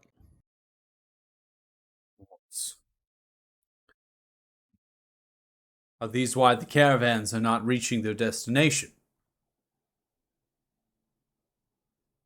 Yes. Though they were supposed to stop attacking those caravans. And this is something I that think. you had a deal in. Yeah. You are the reason why the caravans are not attacked anymore. We did make a deal with them, in a sense. An arrangement. Yes. And is this arrangement to be fruitful, or will it backfire? That is why I think you should send an envoy to make sure that your caravans continue to come. I believe the dwarves are honorable, as many races are. They pride themselves on it, but again, they are still creatures, and all And creatures they are not fallible. merely bandits of dwarves or mercenaries of dwarves. They are more than that. They are of Clan Stonefist. We actually had an audience with the 7th Prince. It's a clan I do not know. They are gray dwarves. They dwell deep within the mountains, which is why they attacked the mining company. I will send a message to Pelu. Perhaps we can understand if there's a need to send soldiers. Begins to whisper to someone that begins to kind of come up the stairs, whispering to them. Slowly shakes the head. That one disappears, going through this particular door over here as the guard opens the door, and they disappear to that door. I would look to him and say, if I may.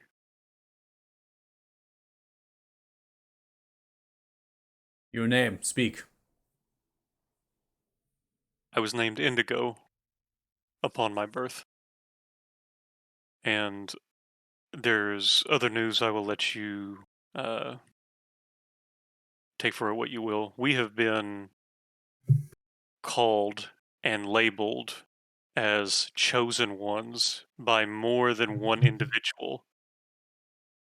We ourselves do not know the means or nature of that or our affiliation to each other, but we have been labeled as such since we have became accompanied with each other. Also, because I know of what you wear around your neck, you would probably be interested to know that each of us can and have spoken to the Great Sun Tree within your city since we have been here, after years of it not speaking to anyone at all. I've assumed that all of that information is valuable to you on some level. So you believe that you are chosen ones and that you have these, and this is why you speak to the Sun Tree. I think that we are unaware and do not know what that title carries with it, only that we have been labeled as such by others, speaking of prophecies and legends and referring to the name. I myself do not believe in prophecies.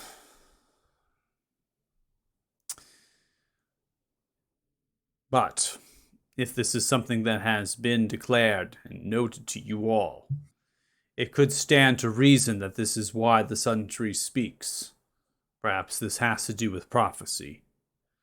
I would like to think that the Sun Tree is a vessel for the might and power of Pelor, and that Pelor is actually reaching out to you all, rather than the Sun Tree itself. Perhaps our most gracious and humble deity has something to offer you all. I advise you, Valria, head priestess, approach.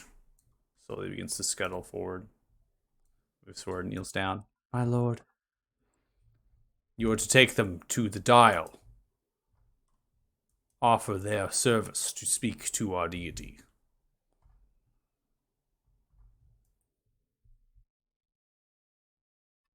Yes, my lord. Slowly scoots back on the rung. Sidesteps a little bit. Below the Sun Tree Cathedral is a labyrinth of halls where our clerics and priests study. Those who are initiates earning vestments. In addition to our nourishment of the Sun Tree. But it also contains what we refer to as a sundial. It is a place that can be used to commune with Pelor. Valria, as well as a few paladins and clerics, are experienced enough to be able to do this. Valria will help you. Perhaps we can have a direct connection to Pelor to figure out exactly why the Sun Tree speaks to you all. I'm not naive to understand that you all, given the nature of your bond, as well as your travels, are in need of coin. I offer you this, in service to my lordship, in finding out what is happening to the missing people of my city. I will offer you a great reward for the death of Ithrin and finding an answer to the missing people. Meet with Pelor or not, that is of your choice. As Valria will attest to, the Sun Tree spoke to you and you only. Those words are for you to hold. And if you wish to speak to Pelor, that is of your choice. That will not be contingent on the reward I will provide you. Do me this great service, chosen ones. That is what you will refer to yourselves. If not, adventurers, and more will follow. For those that pledge themselves to my lordship are well endowed, and work will always come.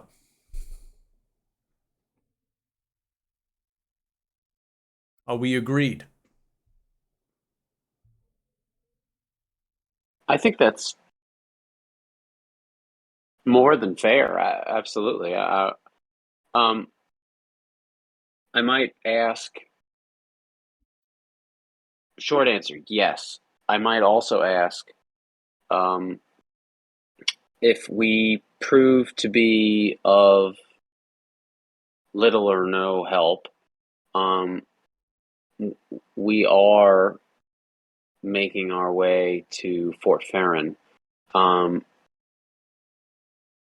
and if it turns out any more of our services needn't, or at least aren't required, is there a particular maybe caravan escort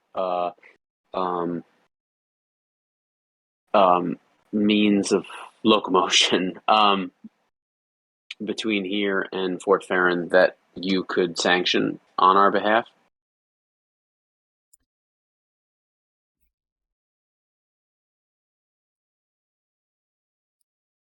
There's nothing needed as far as protection. Nothing that would be service of me. We do have wagons and other coaches that deliver soldiers to and fro, and supplies when needed. But the road is safe. There's no need to be protected. Everything south of the city is well guarded, well defended. Fort Farron has been plagued, though, by an undead horde. It is something that is not made aware to the public, as we've kept it silent. But those that have passed through Fort Farron and know of the ordeal, they will speak to it. Fort Farron has been attacked by an undead horde for many, many months. I have gotten word just 3 days prior. Commander Remar Luna has spoken too that the horde has attacked quite frequently, picking up their pace. There is a large entrenched position of spikes and things that stop them from reaching the actual walls. They are mindless servants of the undead. They stand no threat to the soldiers that are stationed there. If you are to render aid, perhaps you can figure out why the horde plagues. I speculate it has to do with a black dragon named Grugash.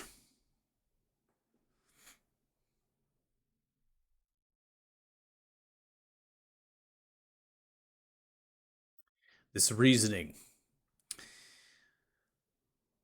perhaps after your task, fulfilling of the missing people, and figuring out why, we may be able to speak in private about how I know this. I would like that. Now I will need to earn your trust far more than what has already been provided. Are we agreed to that? Can I ask you a question out of character? Or Out of character, yeah. Sure. Okay, out of character. So he offered a reward of gold for find out and determine the missing persons within the city, and then the death of Ethrin. But then Ethrin's already dead, and Tardan told him that, or am I No, wrong? yeah. So basically, the Lord is saying is that you all will be provided a reward. This Right. reward will be both for figuring out why there's disappearances, why there's missing people, in addition to Ethrin's death, which is Tardan has proclaimed. And the Lord is taking you up on that. Is saying, okay, believable. Are they right? The trust is being provided to you because you're coming in here with Commander Rangalaruku as well as Valria. This trust immediate taking you into what you're saying as true. So the reward will be one reward for both things. And that reward will be provided on accomplishing investigating the missing people. Now, what has just been brought to the Lord's attention is you all proceeding to Fort Farron and offering your service there. Is there anything that we can? And all of a sudden, now have you all been told that there is a horde of undead that actually attacks the fort, which the public has been kept quiet. So no one that lives here would really truly know about that. But travelers and adventurers might, if they were in Fort Farron during one of these attacks. Now, what he's just mentioned, though, is the undead has never actually broken through the entrenched position that they have. They've dug a trench with actual spikes to catch the undead as they mindlessly walk into it. And then they finish them off on the wall, right? So they've never actually broken through the wall. So even if you were inside of the fort, would you truly know, besides maybe the call out for soldiers to get and maintain their positions, right? You would never actually have undead walking through and bracing that, right? So, but the Lord has stated something that's quite odd, that he believes that a black dragon named Grugash might have some role to play in that horde.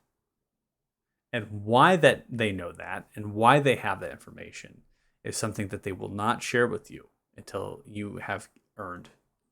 There's more trust that has been created, right? So the Lord, that information is, even with the commander, even with Falria, right, is not enough to give you. And almost, hey, see what you do here. Let me see what you do here, and let me get the trust earned on my lordship here, and giving your service to me for this, and then we'll see about that information. Can I insight check him? Yeah, you can insight check. Is there anything in particular that you're inciting at all? I want to just ascertain if I want to get a better understanding if not if he's telling the truth, but if he appears and seems to be more than he is. Okay. 23. So I'm gonna give you a vibe. So this particular character is a very blunt character. So they're immediately coming at you with a very bluntness and faceness to it. With a 23, hearing the words, everything seems to be truthful, right? So immediately you're noting that it's truthful what they're saying, and that they do indeed a reward, and that they are accepting what you're saying. The 23, that there is a hesitation in the voice of Lord Downfalor with the information, withholding the information until you've proven yourselves a little bit that something has happened in the past. So with the 23, you're able to see that something potentially traumatic, like almost like a PTSD kind of level of a trauma there, in the Lord Downfalor's voice, after being very stoic, very forthcoming, very blunt, very blunt, right, and very straight. They kind of they're now retracting, right? So there may be something that they've stepped on there themselves, even, that now they're retracting a little bit from the conversation.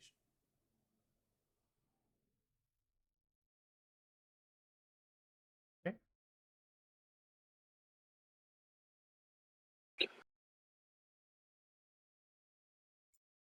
I think we have to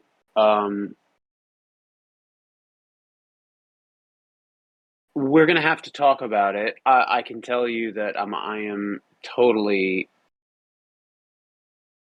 I am wholeheartedly interested, not just in helping you, but in hearing what you have to say. But we do make decisions as a collective. So, of course, you may take the courtyard and decide. We will be here. Do you mind if I ask one more question, Your Lordship? Speak. I'm gonna kind of show my necklace Have you ever seen any kind of opaque stones like this, whether it be silver, black, gold, green, red, white? I have not seen anything like that before. That's all I needed to know. I'll go ahead and tuck my stone back in. Of course. We will converse and send word immediately once we have reached a consensus. I would suggest that you simply take the courtyard and discuss. We will be here for a moment. Is this not enough time? Should be plenty. Yeah. Understandable. Valeria, you will go with them. Commander, we have word. Commander approaches. Valeria begins to walk back outwards towards the doors you've entered into. Make like a bat out of hell out of this room. That's awkward as shit.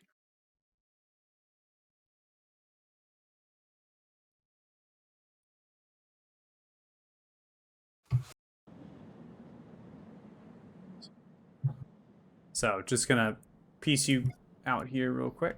No worries. And the doors themselves, you're gonna get warped a little bit here. No worries.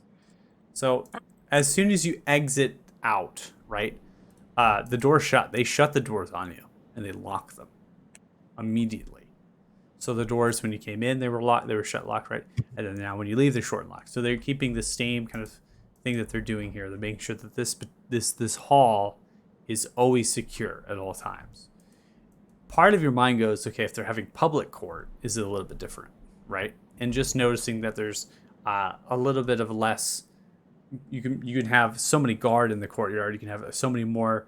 A lot of these paladins are praying. There's people training and stuff. Potentially, when they hold public court, there's more of an arrangement of what they're doing here to funnel people in. This is kind of a specialized type deal that they've quickly gotten assembled.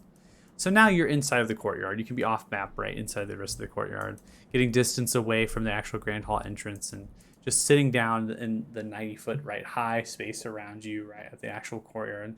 And many of it's stone walls, but then you have clay tiling and certain straw thatching that comes through. There's a little bit of a stables as well, it seems, towards one of the corners of southern western corner. And then you have all these little gardens and pathways. And the paladins just minding their own business. No one's talking to you. No one's looking at you. No one's saying anything. They're all just praying and doing their things. Many of our leaving, headed into the rest of the keep, going through different semi-arch entrances, or exits, I should say, to the rest of the keep. And so now you're really left to your own. The faint wind that's kind of sucking down in through the opening of the large and expansive courtyard that's many hundreds of feet.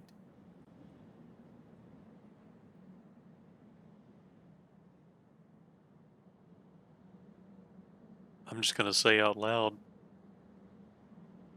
what does everybody think?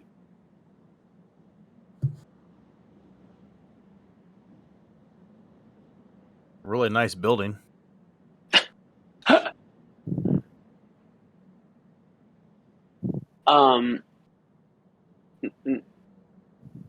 Not for the promise of the reward. I think this is. I think this is a challenge worth our effort, worth our time.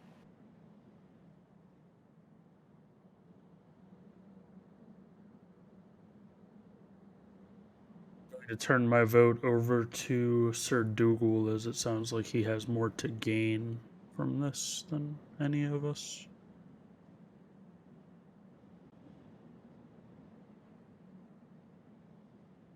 So, Drew, are you referring to being worth our time, helping these innocent people that are disappearing here, and maybe further on at the fort?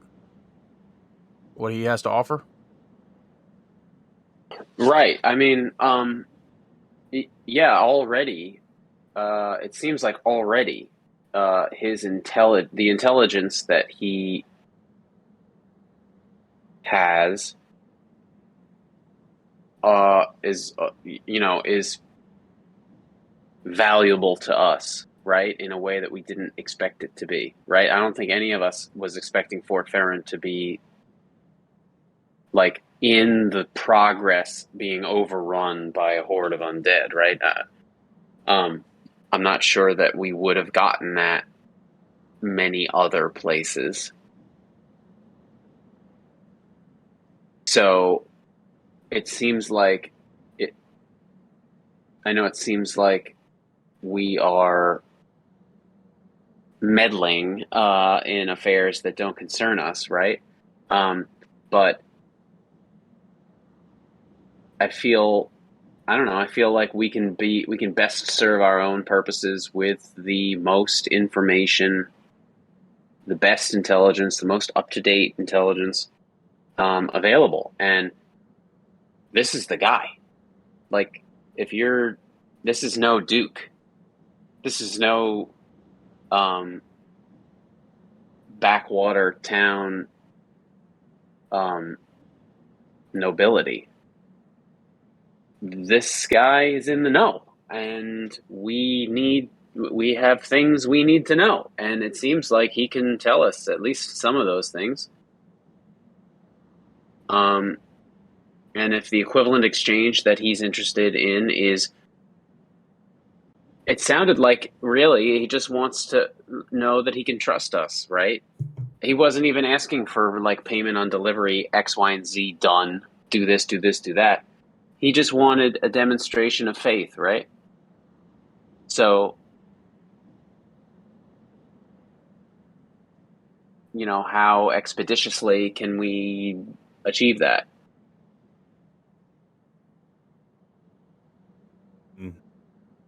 I don't disagree these people need our help.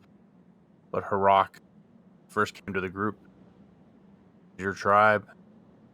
How would spending more time here to help these people affect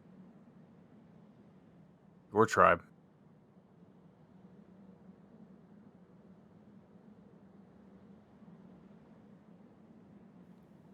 I'll gladly vote for doing this investigation if it gets us actually doing something.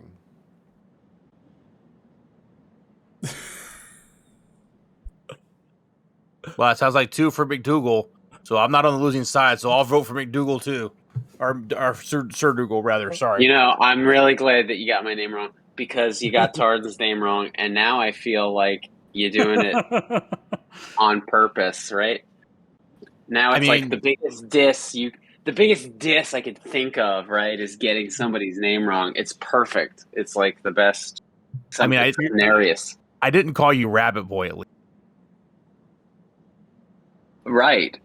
Yes. At least, right. Not saying that I heard somebody else do that or anything, but I didn't. Hey, man, I've been called way worse. Good. Good. I'm glad that. I actually do believe, Dougal, though, that a worthy cause of innocent people, I guess, vanishing is the best word I can think of. And I think it probably deserves a little time and attention from somebody or people maybe a little more capable than the chief investigator right now. He seems to struggle a little bit with the investigation part of the investigating.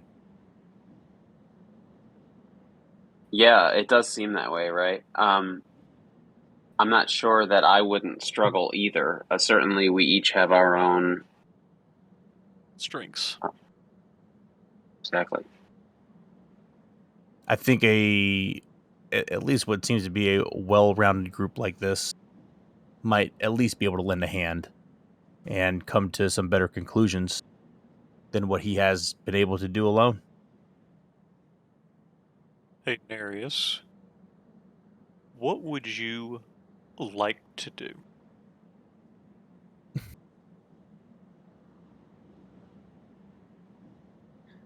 We're already doing this based on the votes. I know, but that's not what I asked. I guess my question would be, the entire reason we didn't want to talk to the Lord was because of what happened to the Duke, and we conveniently didn't mention anything about that. I must be rubbing off on all of you. Hold on. I thought the Duke was a bad guy that you guys turned over to the good guys to take care of. Those are very simple terms. That's an So- oversimplification. That's what Tardan told me. It's not untrue. It's just We painted that with like crayons when it really is like a water painting. it's a little nuanced. Yeah. Yeah, we Indigo, water you let them painting. do this? Well, I am in no way under the assumption that I am leading this group or in control of these individuals, but I do know also that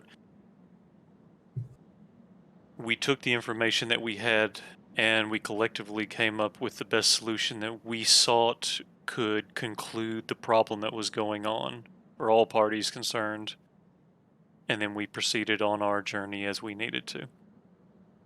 I'm We- just saying it'll look bad if we mention it now after he's offered us work, so we should best keep it to ourselves. He also said he's going to send some type of a person or something up there anyway to touch base and understand what's going on. So if anything's asked or questions, it'll come up later. So there's nothing we can do about it. It's in the past. I mean, by handing over the Duke, maybe I have the sequencing out, but by handing over the sequencing out of order, but by handing over the Duke, the attacks on the caravans have stopped. Is that what I understood? So about that, Not that this conversation shouldn't happen. It should. But the the Lord Lord is did. the one that appointed the Duke. So the Lord has a part in this as well. Should we hand him over to the same dwarves? Well, That was my concern Yeah. about meeting with him. Nereus, you and I are on the same wavelength right now. I don't think so, though I do like waves. I'm not like I don't know if you you guys need have to get watched. him some water. I'm telling you what, man, it's yeah. Bringing up if you ever watch The Boys on Netflix in the Deep, that's the vibe I have right now. Netflix, Amazon Prime, bro. Jeez. Or Amazon Amazon. Prime. Amazon Prime, sorry. Just Wow, so you know, if you're that's watching why this we stream, have The them. Boys is playing on Amazon Prime, not Netflix. Amazon Prime. yeah, this stream is And by sponsored by Netflix, though. By the way, if you have We're your sponsored. Prime sub left. Anyway, so I'm just coming to this, guys, and I'm trying to be a part of the group, trying to understand here. We can have the conversation later, but I do think helping these, or I guess maybe I should say, maybe we don't have to help the people that disappeared. Maybe they're far gone at this point, but stopping this from happening again does seem like a worthy cause. So my vote would be to at least pursue that part of it, as long as we're not endangering anything left with other missions or other things you guys have taken on before I came. I don't want to interrupt what the group had going on before that. So my vote would be to let's at least look into the disappearance if it doesn't interrupt anything. We can look into those and have the commander take us to the individual's residence, investigate it, see if we can find out what's going on, come back to the Lord, touch base with him with what we have, build some trust, and make our way south to the fort, possibly even get some more trust and gain some more favor with him. And from there, then we can hopefully check off more things from the list. But I believe I heard everybody say that they're in agreement that we need to give him a nod to this agreement, yes? That would be my vote. Good. we ask him to keep an ear out for anything with the silver dragon, seeing as how we're kind of connected to these dragons. And it is kind of right over there. So maybe we'll look to Varia, and just say, do we, the etiquette of this? Should we go back in, or do you need to run back in, or how? Yeah, but let's. If you're ready, slowly turns and walks back to the Dublin door, looks towards one of the guards, shakes the head, looks. Does this the same bell, right? Again, they begin to open once more. See immediately that Lord Downfalor is actually outside of the throne, certainly on the steps, having a heated discussion with Wrangler Uku. But it begins to simmer down, seeing you all come in. Wrangler begins to walk back, goes back towards Patricia. Valeria comes forward, does a small kind of kneel down upon the rung, sidesteps down, as you all come in the space.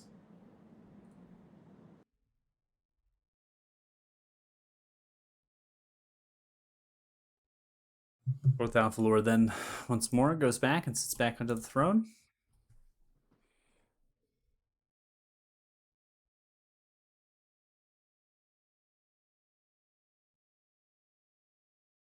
Behind you all, the Dublin doors shut and lock. Wrangler Uku is just the horse, getting ready to saddle up. Valeria is just sidestepped, letting you all come to the rung. Lord Downfalor speaks. It has been decided then. Yes? Yes. What say thee?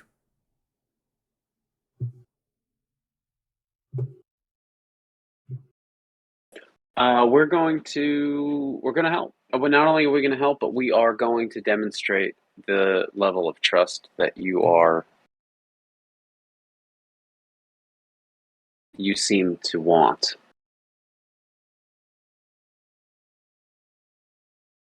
We will go with the commander and investigate and try to uncover the mystery that is these disappearances. Report back to you with good information. And from there, once that task is done, our plan, if nothing else comes to, would be to go south to the fort, offer aid there as well, on our way to previous destinations that we are needed. So be it. I'm greatly appreciative that you would take your time to serve my lordship, and as such you will be rewarded with great riches. Commander Wrangler Uku, you are to take them immediately to the banner of Randall Gurn, so they can proceed with their investigation. Any aid that you can offer them, you will, before you leave my grand hall. So any questions that you all have? The silver dragon, if you hear any news on it, next we meet, can you share? Silver Dragon. I have had messengers and scouts report such a dragon sighted in Easmar.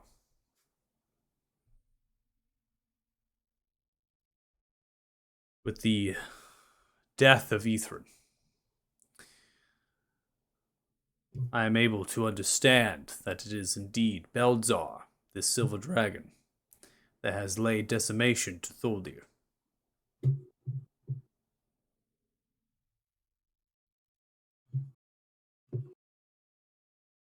Where it goes and who it's allied with is still unknown.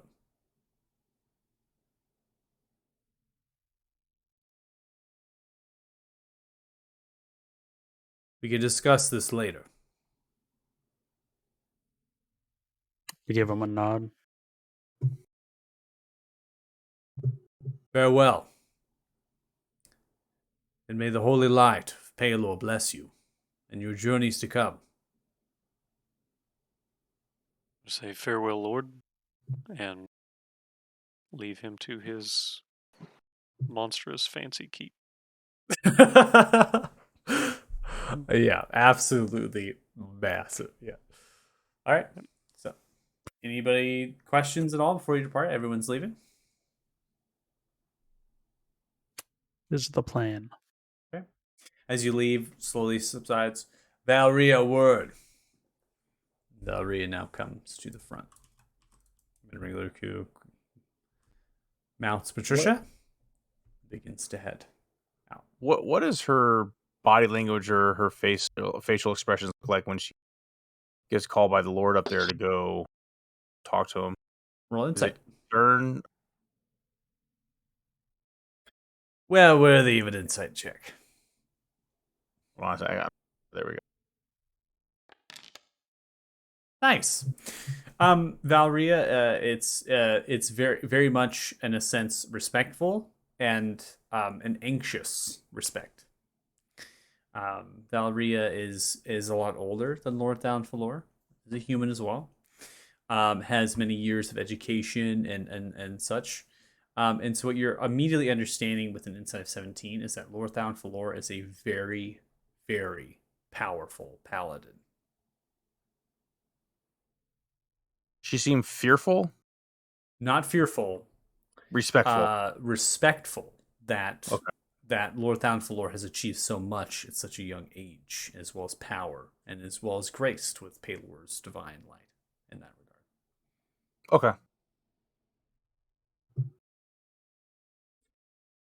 So, following along, similar fashion, eventually you get into that same entry chamber going across the courtyard. Commander Rigloku does not speak, continues to ride on Patricia slowly at a kind of a walk or a gallop or sorts. The drawbridge is down, has been down as they begin to come into the rest of the day here, potentially having public court, right? So they do have public court. And so the drawbridge will be down for that. In addition to that, the actual gate itself, the portcullis and the double door are open, and they're beginning to funnel people into the actual keep's grounds. And from what you've seen, you've been in the keep for some time, roughly 30 minutes to an hour for conversations, just while navigating. Is that they are changing from the assembly mode to training and things to actually lining the road itself, getting into certain stations and other sorts. And this is maybe in anticipation, because there has been disappearance and missing people, that they want to make sure there's utmost security presence, that everything is dotted, everything is teed, and they are here to make sure that everything is safe. And so that is something that they're doing. And so Commander Rigloku kind of mentions names as well as certain soldiers and guard individuals that maybe aren't paying attention too much. As you're now being passed by stagecoaches and wagons and other sorts of folk that are there. Many of them are regal, beautifully dressed silks, nobles. They are really couriers, messengers. You're also noticing that there are elves, particularly from Temeria, that they're wearing the same garb. So those have backstories as far as Temeria. You're noticing that they are couriers potentially from Elion, from maybe one of the actual houses that are there in Elion, and they're here to provide news. And what news that is unclear. Potentially it's trade or other sorts of arrangements. And so everything seems to be going about normal business and protocol. Do I notice the emblem on any of the elves? Yes, so you notice that one of the elves in particular has a house. Ebros is the name of that particular house. So one of the courtiers is from that house. Cool. Go into too much more detail beyond that, but it's a sight to behold. Coming in from talking to the Lord and going into the road and getting passed by. Eventually, you exit out of that inner gate of the actual wall itself that encompasses the keep's grounds, getting into the noble district, and you begin to head to Randall Gurn's manor or house.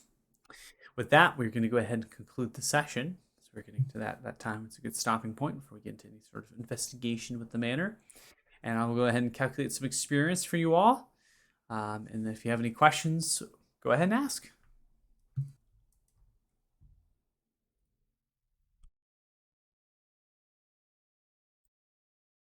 Very, Oh, very curious about these elves.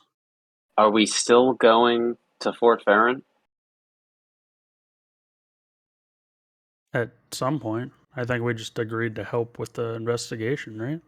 I know that we did that, yes, but now knowing that the fort is being overrun by a horde of undead. Are we ready for that? Do we feel? Well, from what the DM said, though, it's it's not being overrun. Because you were saying like you could actually even stay in the fort and maybe not even know that that was going on. Am I right, Yeah, DM? it sounded Or like there was a trench there that was preventing the attacks. Yeah, right? so they have built a trench, a deep kind of trench, and they have spiked kind of areas. And so the way that it was described that these servants, that they're mindless. They're just simply walking into the trench and they're impaling themselves onto the spikes, and then through the hails of crossbows or arrows, they're finished off. They have not even breached the walls of the fort. They don't seem to have the capabilities of that. They're just simply mindlessly this horde coming through the thralls of the small wood and the fog and things are just coming through and walking into the trench or walking into the wall and then dying. But what concerns, I would say, for your character, Sir Dougal, what would concern you most is that the mention that the horde is becoming, the actual attacks are becoming more frequent. So they're picking up the frequency of them, not necessarily that they're changing in any way of what has been described. I mean, to me, it sounded like the more pressing problem for him was the disappearances in town and the strife it's causing amongst the common folk, the lords, if you will. he did seem like he emphasized the disappearances for sure. Yeah, it's something that has been going on for some time, and it's because it causes a strife within the city. Being adventurous traveling folk, you may not feel that because you don't actually live here, right? You're staying within the taverns, and they're kind of keeping you a little bit isolated from that strife. But and even with the influx of refugees from Thulnir, right? So that's kind of created that cloud as well, which is what Wrangler also said, that they have to reposition people to handle that and away from the investigation. That it's come to that point to where you all have come in here speaking of this great deed that you've done and created something that no one has achieved and something that the Lord has wanted to put to task but has never been able to, and yet you've done it, which is enough. And that if you're already inquiring about the disappearances such as you said, then go ahead. You have my blessing. In addition to that, I will reward you for that and for the death of Euthrin. So making sure that you are well compensated. The Lord is an intelligent individual, it seems. They understand that good company is well kept. And so that's the kind of the vibe that you're getting, that they're blunt, they're very straightforward, but when they find individuals that they want to keep, they keep them. And that is also noted by the numerous amount of fellow paladins and soldiers under the banner of this Lord. So I'm going to calculate some experience. 974 experience each should put you at 23,389 experience total. That does mean Yeah. you level up. Congratulations. We talked our way into level 7. Yeah. I You mean, get we got a experience. big chunk out of the dragon fight. Large chunk. So I'm going to go ahead and close out the stream. If you're watching the stream, thanks so much. We really appreciate it. Group 5, thanks you so much. And we will be back for another session. All right. Bye. Bye. Bye.